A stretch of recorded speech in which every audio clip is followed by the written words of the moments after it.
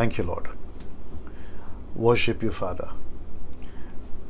प्रभु यीशु मसीह के नाम से आप सभी का बहुत बहुत स्वागत करता हूं परमेश्वर के अद्भुत शिक्षा वचन, जिसका शीर्षक हम लेके चल रहे हैं study on the book of Daniel. और आज जिस विषय पे हम बात कर रहे हैं दोस्तों, वह है अध्याय 5 चैप्टर 5। और उसी के शुरुआत में आप सभी के बीच में मैं जो शुरुआती बातें होती हैं आपके बीच में रखना चाहूँगा। और सबसे पहले खैरियत, उम्मीद रखता हूँ कि आप लोग की ठीक है, आप लोग सुरक्षित हैं और मेरे यीशु ने आपको सलामत रखा है। फेसबुक, यूट्यूब, आप जितने भी लोग प्रभु में लगातार 4 दिन से, आज का 5वां दिन है, आप लोग बहुत कुछ सीख रहे हैं।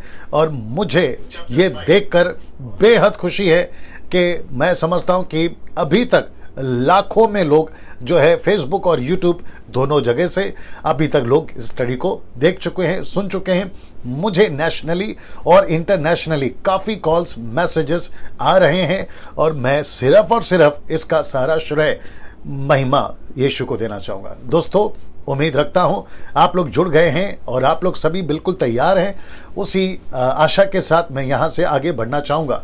ना, सबसे पहले जो शुरुआती चीज़ें होती हैं, जैसे कि आवाज़ ठीक है वो बता दें, विजुअल अभी तक क्लियर दिख रहा है वो बता दें, क्योंकि बहुत ज़रूरी है कि आपको सब साफ और जो है ठीक से दिखाई दे, ताकि मुझे शिक्षा देने में जो है किसी प्रकार की दिक्कत ना हो और आपको भी ना हो। ना दोस्तों, शुरुआत में जो लोग जहां से जुड़े हैं मैं वो बता देता हूं।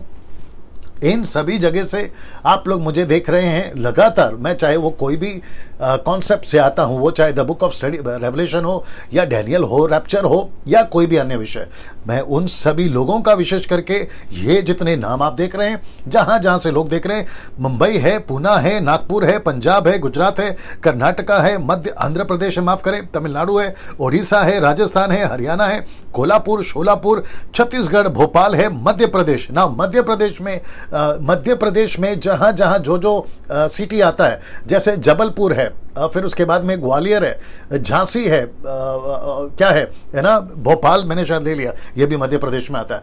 और भी जो मध्य प्रदेश में हिस्से आते हैं वो सभियों को मैं धन्यवाद देता हूँ। झारखंड है, सिलीगुड़ी है, हिमाचल प्रदेश है, जम्मू कश्मीर है, शिमला है, कोलकाता है, असम है, बंगाल, ओके, नासिक है, नासिक महाराष्ट्र में आ गया, फिर दिल्ली है, और दिल्ली का नोएडा, नोएडा अलग है, मुझे नहीं मालूम, ओके, नोएडा से भी काफ़ी लोग देखते हैं। और साथ ही साथ गोवा, नॉर्थ ईस्ट, उत्तराखंड, रांची, उत्तर प्रदेश से काफ़ी लोग देखते हैं। उत्तर प्रदेश में बिहार आता है, मुझे नहीं मालूम, बिहार से भी लोग देखते हैं, गया से। उत्तर प्रदेश, फिर बाहर की जो कंट्रीज़ हैं, जैसे पाकिस्तान है, नेपाल है, श्रीलंका है, अफ्रीका है, न्यूजीलैंड है, यूके है, यूएसए है, इजराइल है, इटली है, अरब कंट्रीज़ है, अरब कंट्री में बहुत सारे जगह से लोग देखते हैं, लंदन है, बेल्जियम है, मॉरिशस है, ऑस्ट्रेलिया है, लक्समबर्ग है, मेलबर्न है, सेंटियागो है, कनाडा है, स्वीडन है, और एक और नाम आज जुड़ा है, और वह 2 नाम इनफैक्ट जुड़ा है, स्वीडन और हांगकांग। इन सभियों को आप लोग जहां जहां से देख रहे हैं, आप सभियों को बहुत बहुत धन्यवाद कि आप लोग देखते हैं। ना, कुछ सिटीज या कंट्रीज, राज्य, राष्ट्र नहीं जोड़े क्योंकि मेरे नॉलेज में अभी तक नहीं आया, जैसे आता है मैं उसको यहां पर जोड़ता चला जाऊंगा। ना, मकसद एक ही है दोस्तों, आप लोग इतनी तादाद में, ओके, यही आंकड़ा, आप लोग इतनी तादाद में जो आप लोग देखते हैं मुझे, मैं समझता हूं कि मैं उसके प्रति ईमानदार रहना चाहूँगा जी। वो इसलिए क्योंकि परमेश्वर ने आप लोगों को मुझे दिया है ताकि मैं ये खरी शिक्षाएं आप लोगों तक पहुंचा सकूं।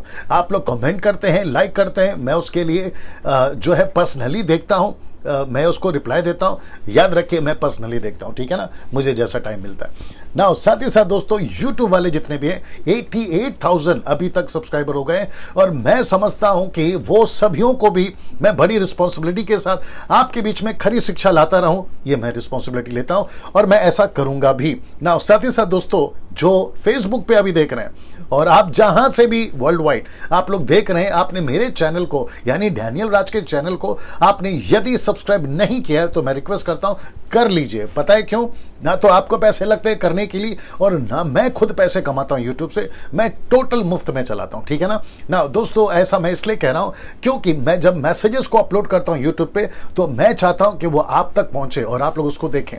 खरी शिक्षा मेरा मकसद है, ठीक है ना दोस्तों, आज है 5वां अध्याय। जैसे कि मैं ये बता चुका हूं आज 5वां दिन है और 5वें चैप्टर पे द चैप्टर 5 पे मैं बात करने जा रहा हूं द बुक ऑफ डैनियल के ऊपर। और मैं समझता हूं कि अभी तक पहला अध्याय, दूसरा अध्याय, तीसरा अध्याय और यस्टरडे यानी कि बीता दिन कल आपने चौथा अध्याय देखा और मैं समझता हूं कि आप लोगों ने बहुत कुछ सीखा है, ठीक है ना। सो आज है 5वां चैप्टर और 5वां चैप्टर अपने आप में अद्भुत है और मैं समझता हूं कि जैसे पिछले 4 चैप्टर से आपने बहुत कुछ सीखा, आज भी आप उससे 5वें चैप्टर से बहुत कुछ सीखोगे। चलिए आप लोग तैयार हैं तो मैं आपके बीच में वो 5वां अध्याय रखने जा रहा हूं और जिसको मैं नाम दे रहा हूं, जिसके ऊपर हम सीखेंगे 5वें अध्याय पे, जिस पे हम सीखेंगे 5वां अध्याय इस पर आधारित है। मेरा फ्रेम चेक कर लो, मुझे कहां तक खड़ा रहना, ठीक है ना।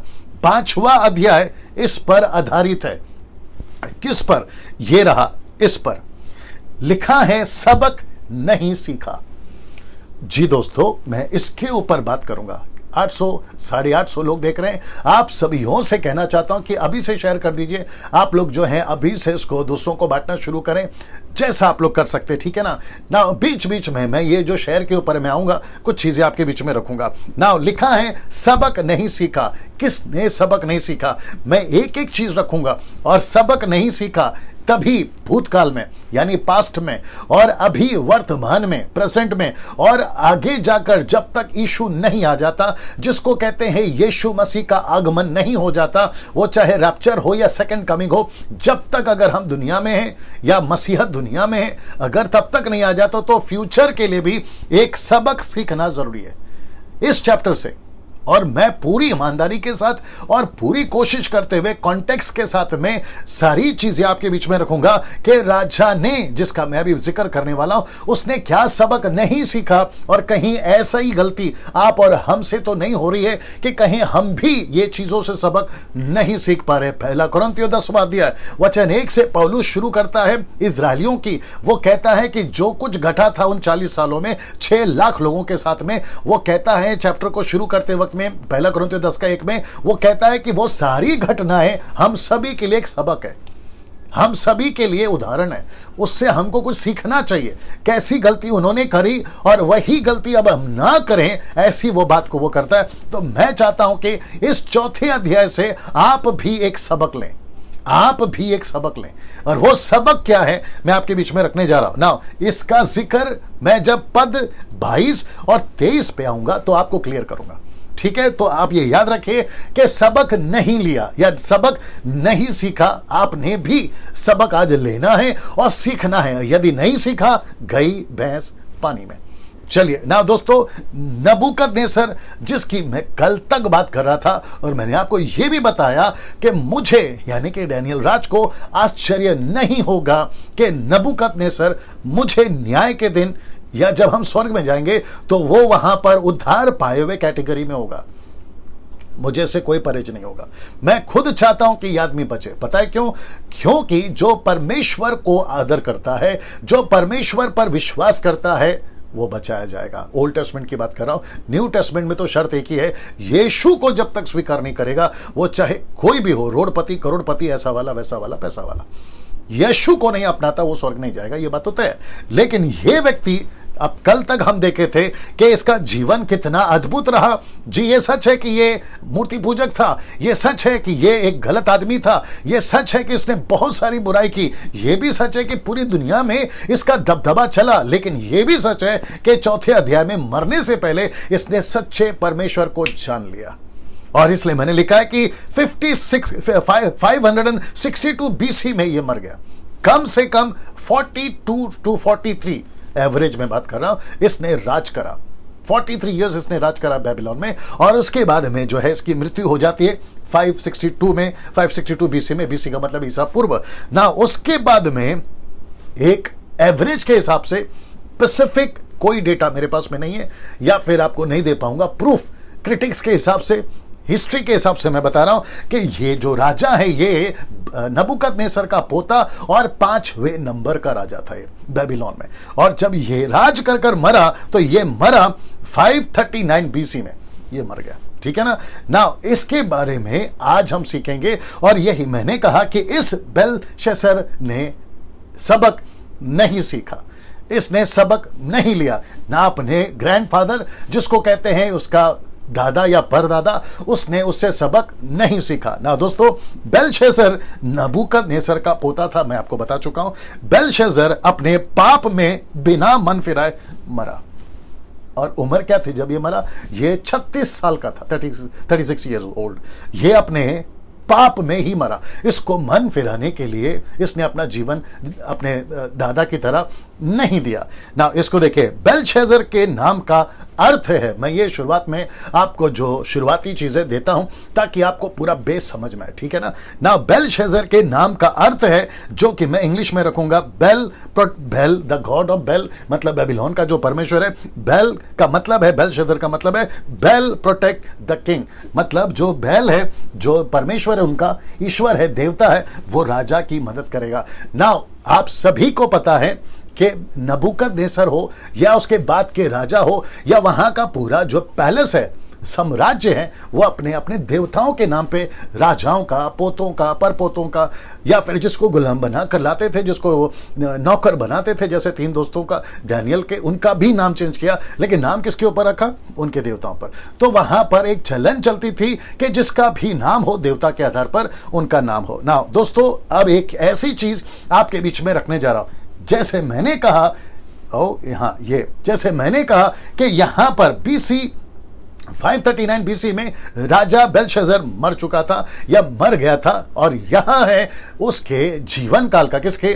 बेबीलोन का। यिर्मयाह की किताब आपको याद होगा 25वें अध्याय में कि 70 साल बेबीलोन यरूशलेम पर राज करेगा। तो अब जो मैं रखने जा रहा हूं, आपके दिमाग में एक पिक्चर बना लीजिए अभी, क्योंकि अभी कल 6वां अध्याय है, फिर 7वां अध्याय शुरू हो जाएगा, जो कि टोटल डायमेंशन चेंज हो जाएगा, टोटल फेस चेंज हो जाएगा। और 6वें अध्याय तक आपको यह पता चलेगा कि एक कैरेक्टर क्या था जिसका नाम है डैनियल। फिर उसके बाद में डैनियल की प्रोफेसीज शुरू होती है, ठीक है ना, प्राइमरी, सेकेंडरी और फाइनल, ये 3 जो एंगल है मैं आपको बताऊंगा अच्छे से, ठीक है ना, वहां से शुरू होती है। लेकिन आपके दिमाग में रखिए ये वाला कि नगर अब तक मादियों और फरासियों से घिर चुका था।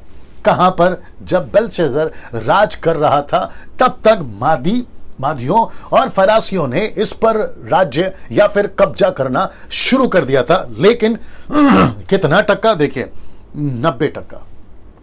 और 10% मादियों और फरासियों के कब्जे में 90% आ चुका था, लेकिन 10% नहीं आया था।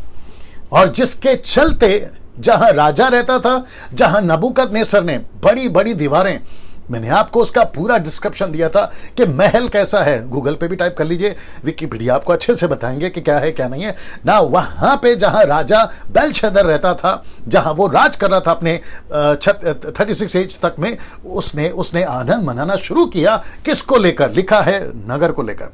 कौन से नगर को लेकर? जो 10% नगर बचा था। और उसको लगा कि मादी और फरासी जो कब्जा कर चुके हैं बेबीलोन पर 90%, वो 10% नगर पे कब्जा नहीं कर सकते, क्योंकि उसके परदादा ने या ग्रैंडफादर ने उस पैलेस को इतना मजबूत बनाया है कि कुछ भी हो जाए कोई दुश्मन अंदर आ नहीं सकता। और जिसके चलते इस व्यक्ति ने 1000 राजाओं को, उनकी पत्नी रानियों को और न जाने कितनों को लेकर एक पार्टी करी, जिसका मैं अभी जिक्र यहां पे करूंगा। इसका मतलब है, मेरा फ्रेंड ठीक है, इसका मतलब है कि अभी तक, और जैसे ही कुछ आता तो बताओ, कल वाला बात ना आपके पास आता हूं ना। जैसे ही इसको यह पता चला कि 10% नगर सुरक्षित है, वो जहां मैं रहता हूं वो सुरक्षित है, चाहे कुछ भी हो जाए। आपको एक बात याद दिला दूं कि परमेश्वर ने बेबीलोन को जो टाइम दिया था ना, वो सिर्फ 70 साल का दिया था। 70 साल का दिया था, 70 साल का दिया था। अभी इसी पुस्तक के पहले अध्याय वचन 1 में और 1 से लेकर 2 तक में परमेश्वर ने खुद नबूकदनेस्सर को यरूशलेम उसके कब्जे में दिया था। जब परमेश्वर यरूशलेम को उनके कब्जे में दे सकता है तो परमेश्वर ही वापस से बेबीलोन या कोई भी तुर्रम खान हो उसके हाथ से अपना मंदिर छीन सकता है। और यही घड़ी अब यहां पर आ रही है। मैं वापस कहता हूं कि सबक नहीं सीखा, इसके ऊपर मैं बात करूंगा। और आज का जो चैप्टर है मैं आप सभी के साथ, मुझसे जितने सुन रहे हैं अभी और जितने सुनेंगे कभी भी, उन सब से कनेक्ट करूंगा और आपको उससे कनेक्ट होना होगा और हमको सबक सीखना होगा, ठीक है ना।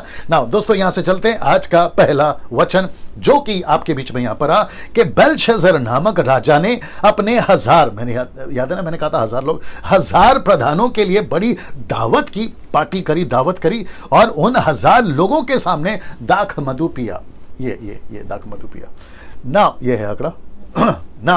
दोस्तों 1200 लोग अभी देख रहे हैं, मैं यहां थोड़ा देर के लिए रुक रहा हूं। उन सभी 1200 लोगों से कहना चाहता हूं जो कि मैंने कल भी कहा था कि अगर फेसबुक पे, क्योंकि तरह तरह के लोग आते हैं और इसमें मसीह लोग भी हैं, गैर मसीह लोग हैं, Christ follower, non Christ follower, सब तरह के आते हैं, हिंदू मुस्लिम से सब लोग आते हैं, ठीक है ना। अगर कोई विचित्र प्राणी, समझ गए ना आप, विचित्र प्राणी मतलब उल्टा सीधा कमेंट्स करता है, मैं आप लोगों से रिक्वेस्ट करता हूं कि आप लोग उनको रिप्लाई मत दीजिए। वो चाहे कितना भी गिरा हुआ कमेंट्स करें या शब्द बोलें, आप उनको जो है रिप्लाई मत दीजिए। आप सिर्फ फोकस करिए, बातों को सुनिए। मेरी टीम यहाँ पर बैठी है जो उनको ब्लॉक करने का काम कर रही है या उनको हटाने का काम कर रही है, वो कचरा साफ करने का काम यहाँ पे कर रही है। आप लोग उसके लिए परेशान नहीं होना। साथ ही साथ जो 1200 लोग अभी देख रहे हैं, मेरी रिक्वेस्ट है आप लोगों से कि आप लोग जितना हो सकता है कि ऐसी खरी शिक्षाओं को, ऐसी टीचिंग को, यदि आपको ठीक लगता है कि यस डैनियल भाई हमको इसको दूसरों को भी पहुंचाना होगा, जो मसीह लोग हैं वो पसंद मुझे करते हो या ना करते हो, इसकी लिंक कॉपी करिए, फेसबुक यूट्यूब से लिंक कॉपी करिए और व्हाट्सएप पे डालते जाइए। और जो पास्टर या एडमिन आपको कहता है कि नहीं भेजना, मैं उन तक ये मैसेज पहुंचाना चाहता हूं आपके जरिए से कि मुझे फिर ये शक हो रहा है कि वो व्यक्ति, वो सेवक, वो एडमिन परमेश्वर का बच्चा है या शैतान का, जो परमेश्वर के वचनों को रोकने की कोशिश कर रहा है। ऐसे ग्रुप में जब आप लोग मेरे लिंक को शेयर करते हैं तो आप लोग इसलिए नहीं करते कि मुझे फेमस करो। मुझे परमेश्वर के दया से परमेश्वर ने बहुत कुछ दिया है, बहुत फेमस किया है, वो बात अलग है। जब गाना गाता था ना 20 साल, तो वो अलग विषय है, मैं उसके ऊपर नहीं जाना चाहूंगा, ठीक है ना। लेकिन मैं चाहता हूं कि यीशु का सच्चा वचन पहुंचे। शैतान को बड़ी तकलीफ हो रही है इन दिनों में, और जब से लॉकडाउन शुरू हुआ है ना भारत में कोरोना वायरस के चलते, तब से लूसीफर को खास करके मुझसे बहुत तकलीफ है। पता है क्यों? क्योंकि इस 3 महीने में आप बिलीव नहीं करेंगे, परमेश्वर की उपस्थिति में बोल रहा हूं, मुझे इतने कॉल्स और इतने मैसेजेस आए कि पास्टर डैनियल हम भटके हुए थे कोरोना वायरस के पहले, हमको नहीं पता था, हम बस बहते नाली में, पानी में जैसे चलते ना वैसे चले जा रहे थे, क्या कर रहे, क्यों जा रहे चर्च में, क्यों मसीह बन गए, क्यों यीशु को अपने नहीं पता था। लेकिन जब से लॉकडाउन हुआ है, जब से कोरोना वायरस आया, हमारे होश ठिकाने आ गए। और आपके वीडियो ने, मतलब मेरे वीडियो ने, मैं जो प्रचार कर रहा हूं 5 मिनट का हो या फिर प्रकाशित वाक्य हो, रैप्चर हो, कोई विषय को लेकर मैं प्रचार कर रहा हूं, तो उसके माध्यम से वो अपने जीवन को ठीक किए हैं और मैं इसका सारा श्रेय प्रभु को देता हूं। All glory goes to only one god, Jesus, that's it, ठीक है ना। मैं चाहता हूं कि जबरदस्ती, फोर्सफुली जबरदस्ती आप लोग डालिए, व्हाट्सएप पे भेजिए उनको, ताकि होना हो आज नहीं तो कल, देर सवेर वे सत्य को जाने और यीशु को अपनाए। पूरी तरह से मसीहों की बात कर रहा हूं, ठीक है ना। वापस आता हूं कि यह वचन बताता है कि 1000 लोगों के बीच में उसने पार्टी करी और ऐसे चलते चलते जब ये दारू पीकर, चित्र दिखा देता हूं, ये चित्र देख लीजिए जी दोस्तों, ये चित्र देख लीजिए।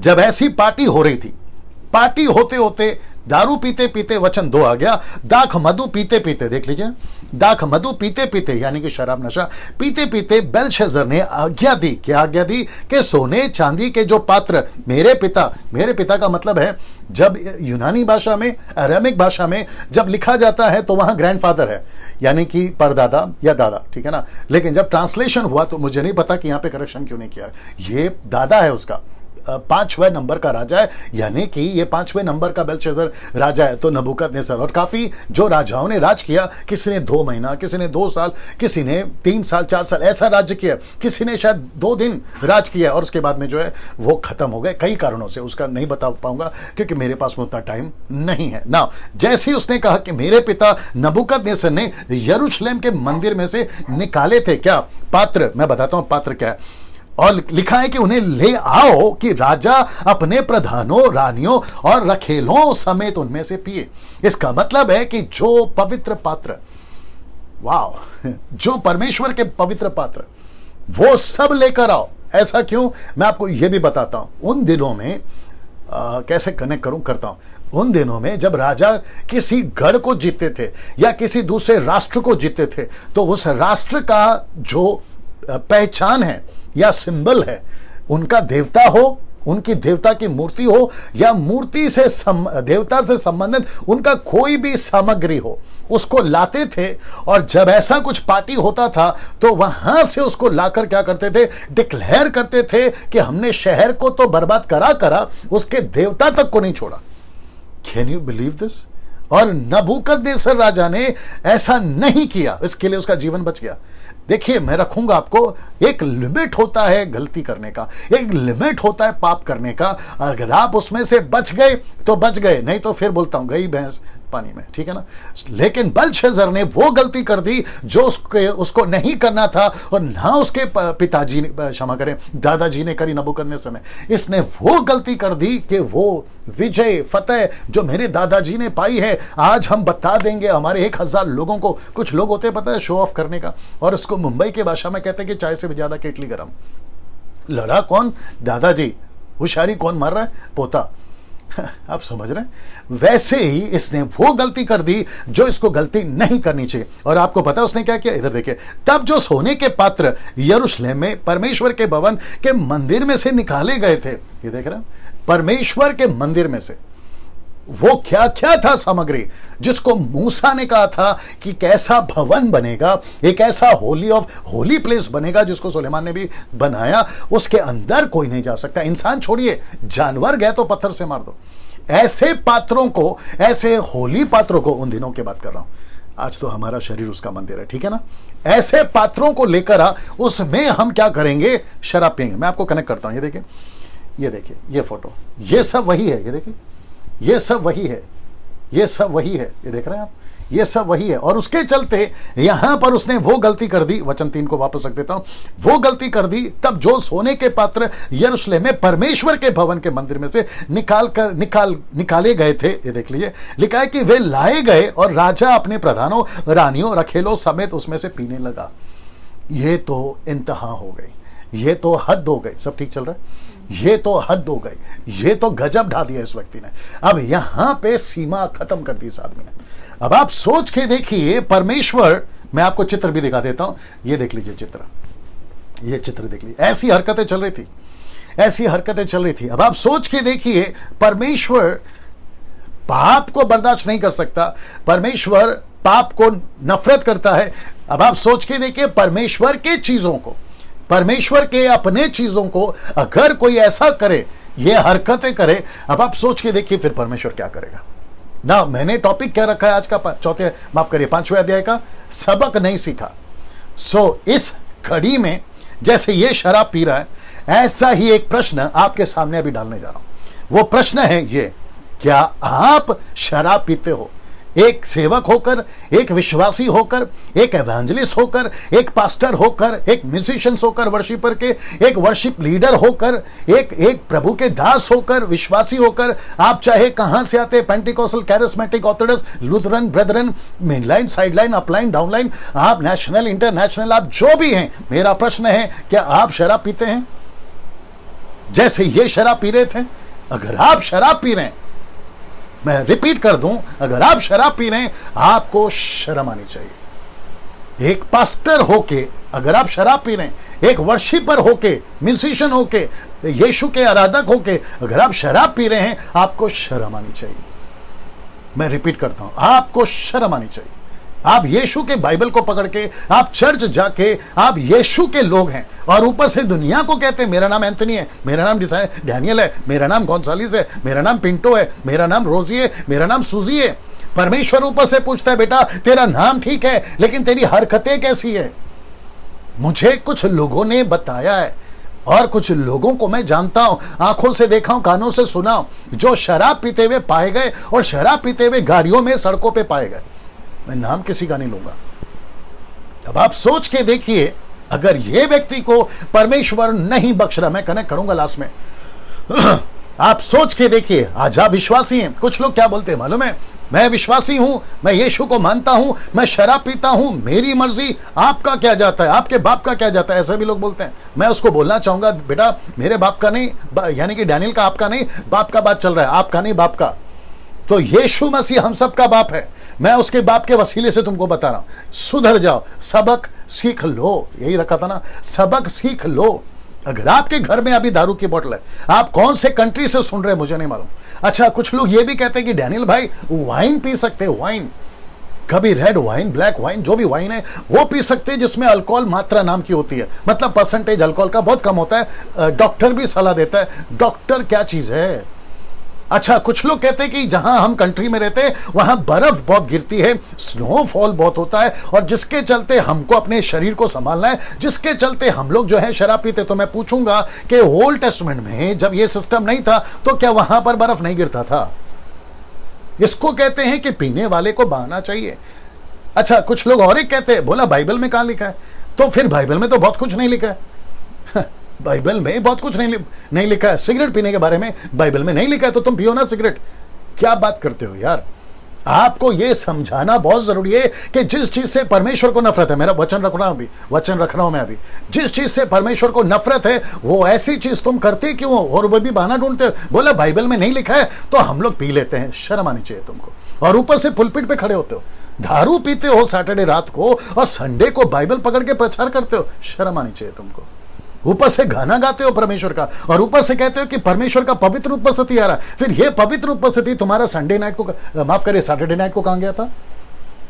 आप जो घर पे दारू पीते हो बोतल में, या रम है, विस्की है, वोडका है, आप जो भी पीते हो, ये घर पर कैसे पी लेते हो तुम?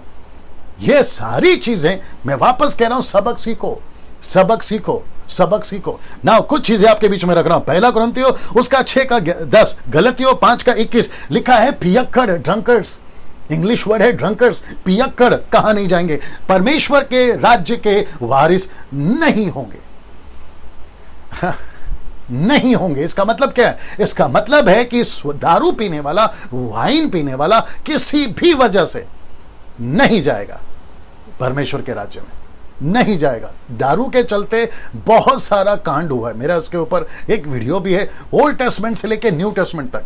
अच्छा, कुछ लोग कहते हैं कि परमेश्वर का दास पौलुस ने जो है तिमोथी को बोला था कि दाखरस को जो है तू पिया कर, ठीक से बाइबल पढ़ो, ठीक से वचन पढ़ो। वहां लिखा, पीने को नहीं बोला, लिखा है कि दारू को, वाइन को, अगर वो तुम्हारे हिसाब से, उसको यूज करो काम में लाने के लिए। क्यों? उसका पेट दुख रहा था। तो कॉन्टेक्स्ट क्या है? वो उस तिमोथी के लिए उसका पेट दुख रहा है। कॉन्टेक्स्ट ये है, तुम उसका रेफरेंस उठा के तुम दारू पी लोगे? सोच के देखिए आप क्या कर रहे हो।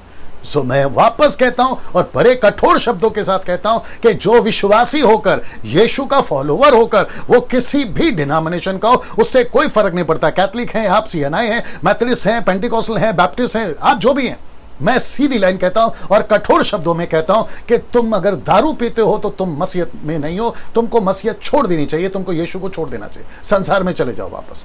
आई बात समझ में? नाउ इसको सुनिए, इसको देखिए। अब परमेश्वर का क्रोध राजा पर आता है।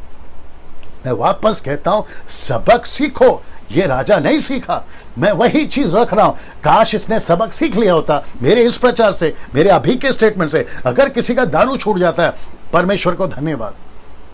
मैं सच कह रहा हूं, दारू है, सिगरेट है, गुटखा है, तंबाकू है, न जाने और क्या क्या। मैं लास्ट में कनेक्ट करूंगा, ठीक है ना, कि बेबीलोन क्यों गिर गया, उसके 3 कारण लास्ट में बताऊंगा मैं।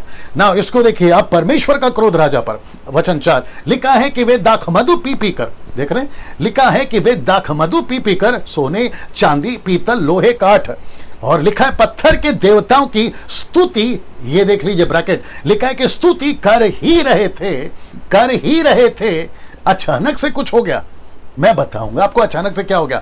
लेकिन पहला कुरिन्थियों उसका 3 का 17 पढ़ लेते हैं। लिखा है, यदि कोई परमेश्वर के मंदिर को नाश करेगा तो परमेश्वर उसे नाश करेगा, क्योंकि परमेश्वर का मंदिर पवित्र है और वह तुम हो, वह तुम हो, आप हो परमेश्वर के मंदिर। दारू पीकर जो तुम अपने मंदिर को खराब करते हो, परमेश्वर कहता है कि मैं उसे नाश करूंगा, मैं उसे नाश करूंगा। वो जो भी वजह हो, सब ठीक है कमेंट बॉक्स में, वो जो भी वजह हो, परमेश्वर कहता है मेरे मंदिर को नाश नहीं करना, मेरे मंदिर को नाश नहीं करना। तुम सिगरेट पीते हो विश्वासी होकर, शर्म आनी चाहिए। लिखा है ना दूसरा पत्र 2:22 में, वो कुत्ता क्यों कहा, वो सुअर क्यों कहा? पहले पाप में जीवन जी रहे थे, आप संसार से निकलकर यीशु में आ गए और यीशु ने तुमको अपने लहू से साफ कर दिया, अपने लहू से धो दिया और तुमको कहा कि मैं तुमको जीवन दे रहा हूं। ऐसा जीवन जीने के बाद में अगर आप वापस से वही चीज करोगे तो तुम सुअर और कुत्ते हुए ना, तुम सुअर और कुत्ते हुए ना। वही तो बता रही है बाइबल, मैं नहीं बोल रहा हूं, बाइबल बता रही है। अब आपको गुस्सा भी आ रहा होगा, अगर आपको गुस्सा आ रहा है तो फिर मेरा प्रश्न है कि तुम किसकी औलाद हो? यीशु की औलाद हो तो तुमको गुस्सा नहीं आना चाहिए, अगर शैतान की औलाद हो तो तुमको गुस्सा आना चाहिए। और यही बात यीशु मसीह ने कहा शास्त्रीय फरीसियों से कि तुम अपने पिता, यूहन्ना की किताब उसका 8वां अध्याय वचन 43-44 से वो कहता है कि तुम अपने पिता शैतान से हो। क्यों शैतान से हो? क्योंकि तुमको मेरी बातें सच्ची जो है ना ठीक नहीं लग रही है।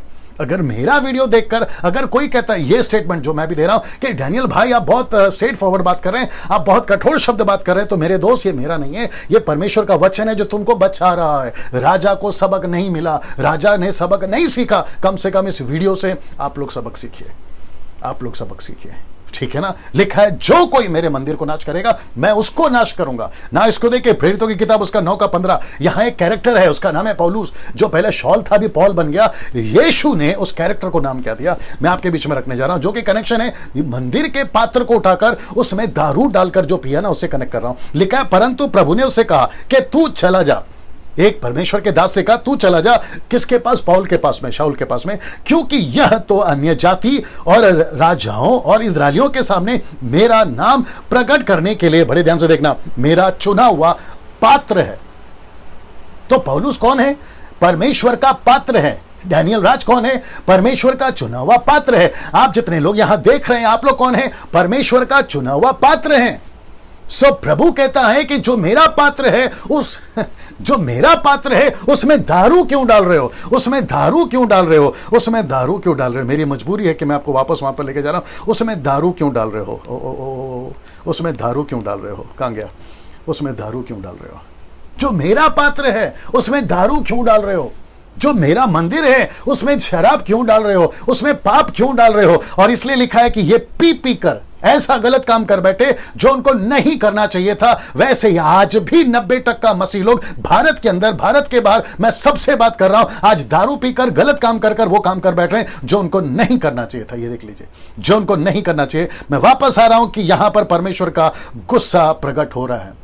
अगर मेरा वीडियो देखते देखते, अभी ये प्रचार देखते देखते, अगर अभी आपके घर पे दारू की बोतल है, अगर अभी आप लोग शराब पी रहे हैं, अगर अभी आपको पता है कि मेरे अलमारी में कुछ दारू की बोतल रखी है, आप जितनी जल्दी हो सकता है उसको निकालकर फेंक दीजिए।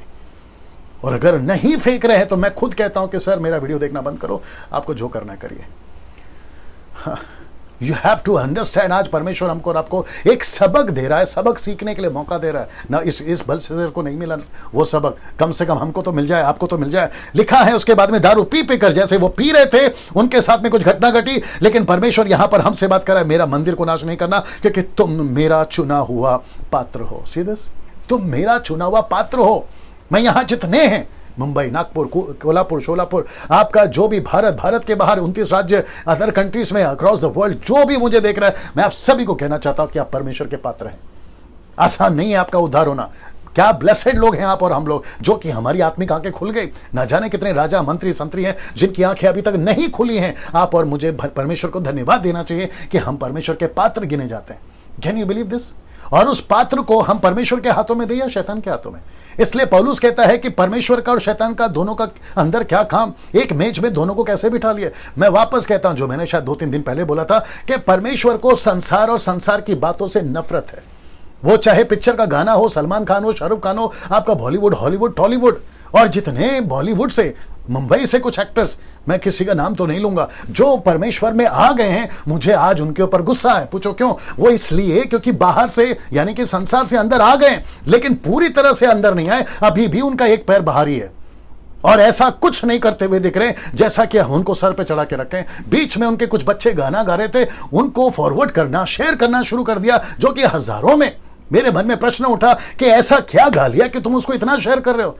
और उनको भी पता है कि हम कुछ भी करें मसीह समाज हमको स्वीकार करेगा, लेकिन मैं समझता हूं कि अभी दूध का दूध और पानी का पानी करने का वक्त आ गया है। कौन सच्चा है, कौन झूठा है, कौन सही है, कौन गलत है, पहचानो, नहीं तो तुम खत्म हो जाओगे यार।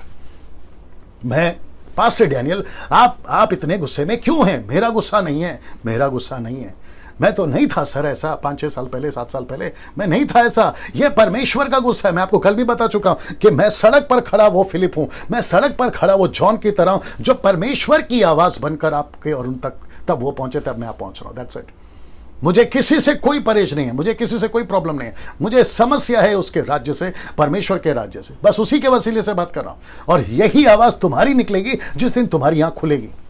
और ऐसी ही तड़प मैं चाहता हूं कि मसीह मंथन वालों, अगर आप लोग सुन रहे हैं, मेरी कलीसिया ग्रेस मिनिस्ट्री, अगर आप लोग सुन रहे हैं, ऐसी ही तड़प यीशु मसीह हम सब में डालना चाहता है। ऐसी ही पुकार, ऐसी ही दहाड़, ऐसी ही परमेश्वर चाहता है कि आत्मिक एंगर, स्पिरिचुअल एंगर परमेश्वर आज देखना चाहता है। नहीं तो पौलुस क्यों चिल्लाता, पौलुस क्यों भड़कता? वो पौलुस क्या कहता है पता है? मैं तुम्हारे बीच में जब आता था, तुम तो इतना प्यार करते थे कि तुम अपनी आंखें निकाल कर मुझे दे देते, लेकिन मैंने जैसे ही तुमको करेक्शन करना शुरू करा, मैं तो तुम्हारा विरोधी बन गया। वो कहता है ऐसा क्यों? यही तो बात यीशु के साथ में भी हुई ना। यीशु को क्रूस पे क्यों चढ़ाया? यही वजह है कि यीशु मसीह सच कहते थे, शास्त्री फरीसियों का पोल खोलते थे, उनको वो कहते थे कि तुम ऐसा चूना पेती हुई कब्र हो, ऊपर से तो खूबसूरत है लेकिन सड़ी हुई लाशें अंदर।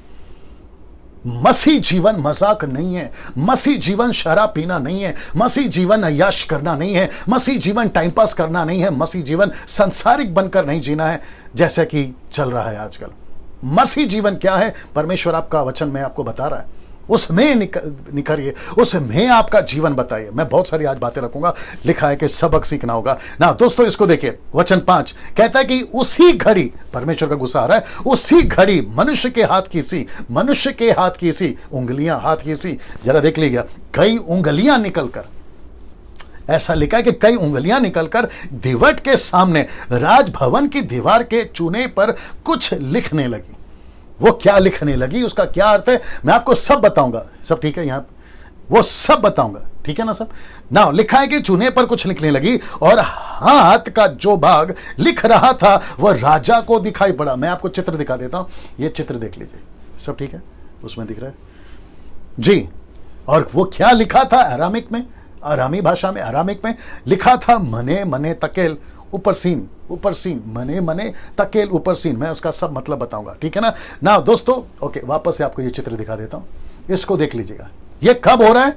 ये देखिए, ये अब हो रहा है कि जैसे ही वो दारू पी रहे थे, पीते पीते, मूर्ति पूजा करते करते, गलत काम करते करते, उसी घड़ी ये हाथ आ गया, उंगलियों से कुछ लिखने लगा, और जो लिखने लगा वो यह था, मने मने तकेल ऊपर सीन, ये लिखने लगा। अब इसका क्या मतलब है और यहां क्या हो रहा है, ये सब बताऊंगा। लेकिन जब ये घटना घट रही थी, आइए देखते हैं राजा के साथ क्या हुआ। वचन 6 आपके बीच में रखने जा रहा। उसे देखकर राजा भयभीत हो गया और वह मन ही मन घबरा गया।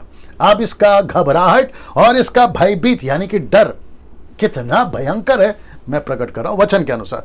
उसकी कमर के जोड़ ढीले हो गए। कमर का जोड़ का ढीले का होने का मतलब क्या मालूम है? जो व्यक्ति खड़ा था, कमर से वो लचक गया और नीचे बैठ गया या फिर गिरने लगा।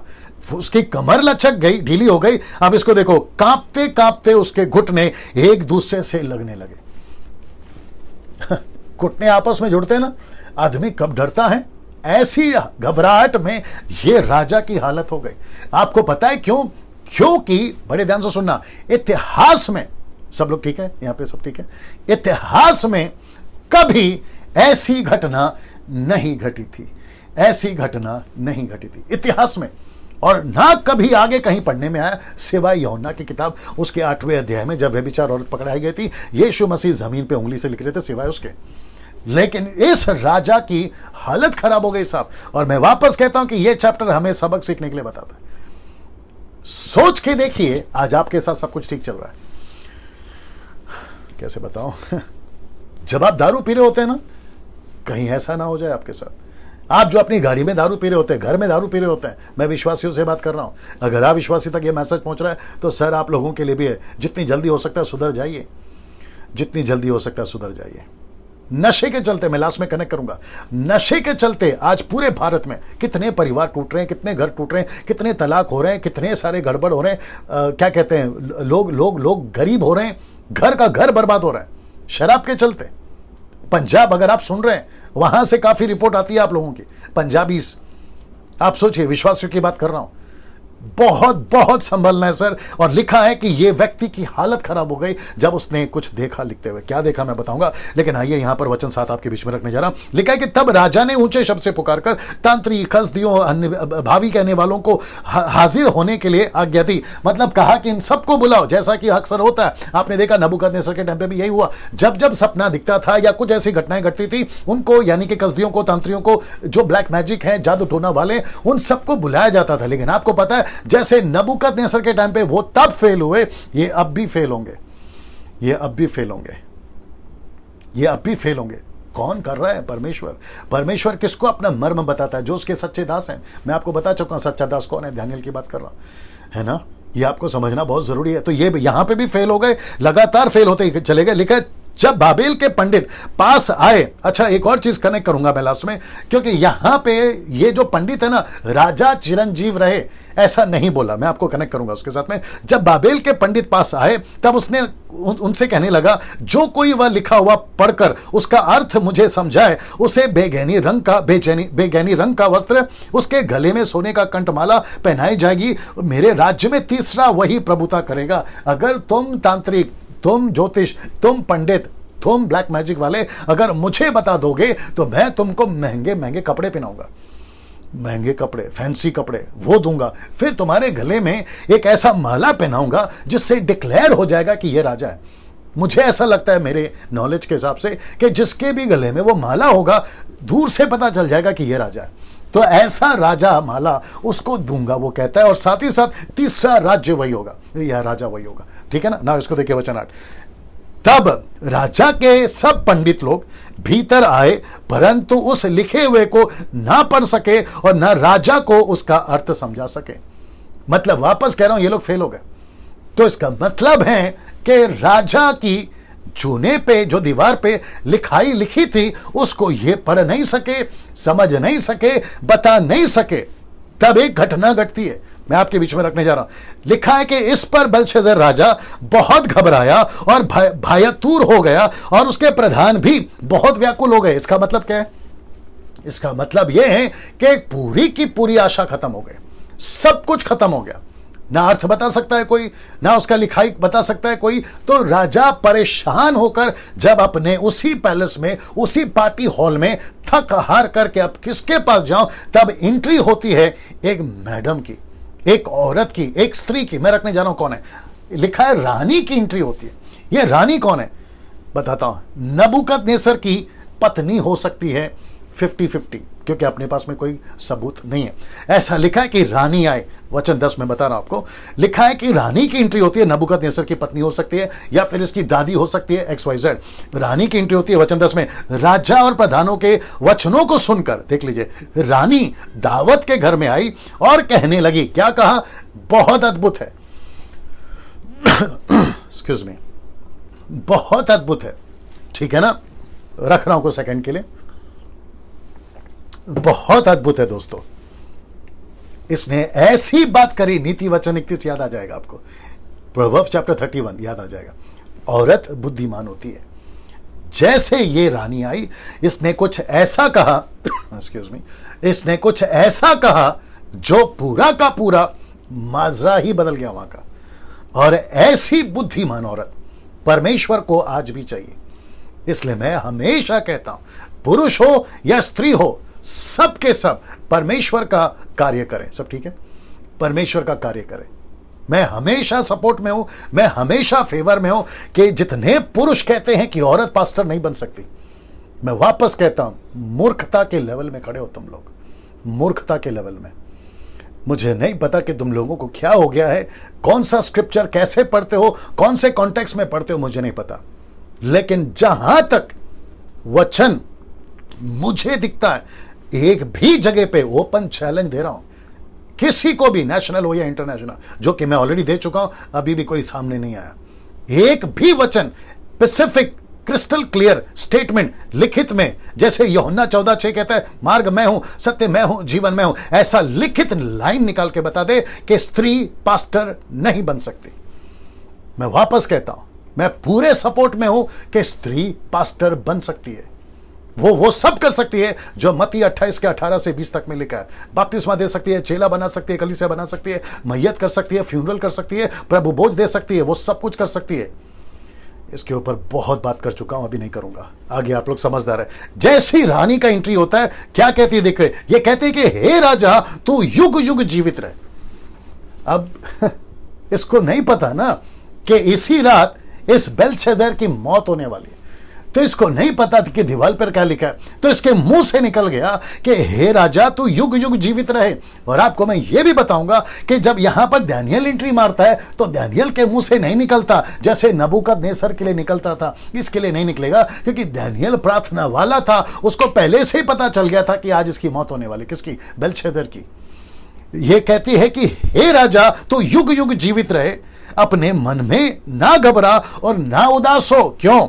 कहता है वचन 11, तेरे राज्य में, ये आ गया, तेरे राज्य में दानियल नामक एक पुरुष है, आगे देखिए, जिसका नाम तेरे पिता ने, यानी कि तेरे दादा ने, पिता जब भी पढ़ोगे तो दादाजी आ गया, ठीक है ना, तेरे दादाजी ने या पिता ने बेलशस्सर रखा था, बेलशस्सर रखा था, यानी कि अपने देवताओं के नाम पर उसका रखा था। और ये शब्द कहती है, देख लीजिए, उसमें पवित्र ईश्वरों की आत्मा रहती है, यानी कि ट्रायून गॉड, पिता पुत्र पवित्र आत्मा, एलोहिम। सोच के देखिए रानी को कैसे पता कि इसके अंदर ईश्वरों की आत्मा रहती है? मैं आपको बताता हूं, मेरा लॉजिक है, मेरा अपना इंटरप्रेट है, लिखा नहीं है और ना ही कोई प्रूफ मांगना, ठीक है ना। जब नबूकदनेस्सर बदल गया था ना, 4थे अध्याय में डंके की चोट पे बोलता हूं कि इसने रानी को भी बदला होगा, मतलब अपनी पत्नी को, अगर ये है तो। और उसको भी कहा होगा कि सच्चा ईश्वर बैल नहीं है या बाल नहीं है, सच्चा ईश्वर मूर्ति नहीं है। My goodness, get ready. सच्चा ईश्वर पृथ्वी पे जितने भी हैं, आप जिसका भी नाम ले लो, डंके की चोट पे बोलता हूं, सच्चा परमेश्वर, सच्चा ईश्वर एक ही है और उसका नाम है यीशु, उसका नाम है जीसस। एक ही परमेश्वर है, एक ही गॉड है, ऑलमाइटी। तब, अब और आगे भी, इसलिए तो लिखा ना, आदि अंत वही है, अल्फा ओमेगा वही है, वही राज करेगा और वही वापस आने वाला। दुनिया के लोगों सुन लो ध्यान से, वही वापस आने वाला, डंके की चोट पे बोल रहा हूं, वही वापस आने वाला। रानी, ये मुझे बहुत अच्छी लगी, ये रानी कहती है कि एक व्यक्ति है, उसका नाम है दानियल, जिसको बंदी बनाकर लाया गया था यरूशलेम से। जब ये लड़का 15-20 साल का था, ये तब लाया गया था। और मुझे, मेरे पति यानी कि नबूकदनेस्सर से, और मुझे अभी भी ये एहसास है कि इसमें ईश्वरों की आत्मा रहती है। यहां चुप नहीं हुए, वो कहती है उस राजा के दिनों में उसमें प्रकाश, उसमें प्रवीणता, ईश्वरों के तुल्य बुद्धि पाई गई थी। इसका मतलब है, हे राजा, तेरा पिता जो राजा था यानी कि नबूकदनेस्सर, उसने उसको सब ज्योतिषों में, तांत्रियों में, कसदियों में, अन्य भावी बताने वालों के प्रधान ठहराया था। मतलब दानियल जो था ना, इन सब का हेड था। ये बात वो रानी कर रही है ना दोस्तों। इसको देखिए वचन 12, क्योंकि उसमें उत्तम आत्मा, ज्ञान, प्रवीणता और स्वप्नों का अर्थ बताने और पहेलियां खोलने और संदेह दूर करने की शक्ति पाई गई है। उसमें शक्ति पाई गई है। Can you believe this? सब ठीक चल रहा है? बड़े ध्यान से सुनिएगा दोस्तों, कमेंट्स का सब ठीक ठाक है जी दोस्तों, सुनिएगा। ऐसा व्यक्ति, आगे देखो मैं कुछ बता रहा हूं आपको, ऐसा व्यक्ति इसलिए अब दानियल बुलाया जाए और वह इसका अर्थ बताएगा। बहुत ध्यान से सुनना दोस्तों, ये आंकड़ा है ना, 1600 लोग अभी देख रहे हैं मुझे। मैं उन सभी को कहना चाहता हूं, आप लोग जितना हो सकता है शेयर करें। मैं यहां थोड़ी देर के लिए रोक रहा हूं क्योंकि मैं एक आदमी की एंट्री करवा रहा हूं आपको, बहुत मजा आएगा सर। ये आदमी मुझे बहुत पसंद है, मैं आपको बताता हूं क्यों और आपको भी पसंद होगा। ये व्यक्ति की एंट्री हो रही है। मैं उसके पहले यहां पे बता दूं कि जितना हो सकता है इन शिक्षाओं को, क्योंकि लूसीफर बहुत स्मार्ट है।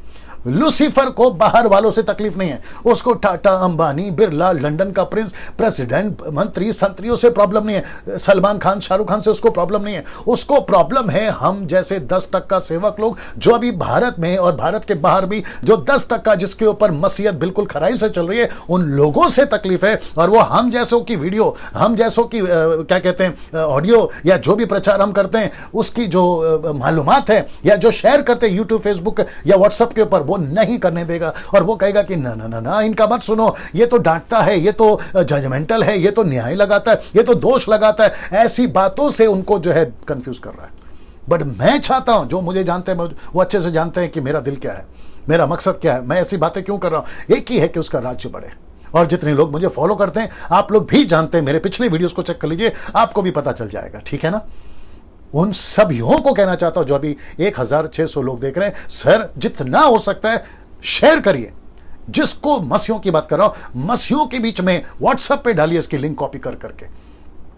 और याद रखो पास्टरों या सेवकों या जो भी विश्वासी हो जो ऐसी बातों को पसंद नहीं करते, अगर तुम लोग ये कहते हो कि डैनियल राज की वीडियो शेयर नहीं करना, मेरा डायरेक्ट प्रश्न आप लोगों से उठ जाएगा, तुम किसकी औलाद हो, परमेश्वर की या शैतान की? मेरा प्रश्न उठेगा फिर। अगर तुम परमेश्वर के वचन को फैलाने से रोक रहे हो तो यार प्रश्न तो उठेगा ना।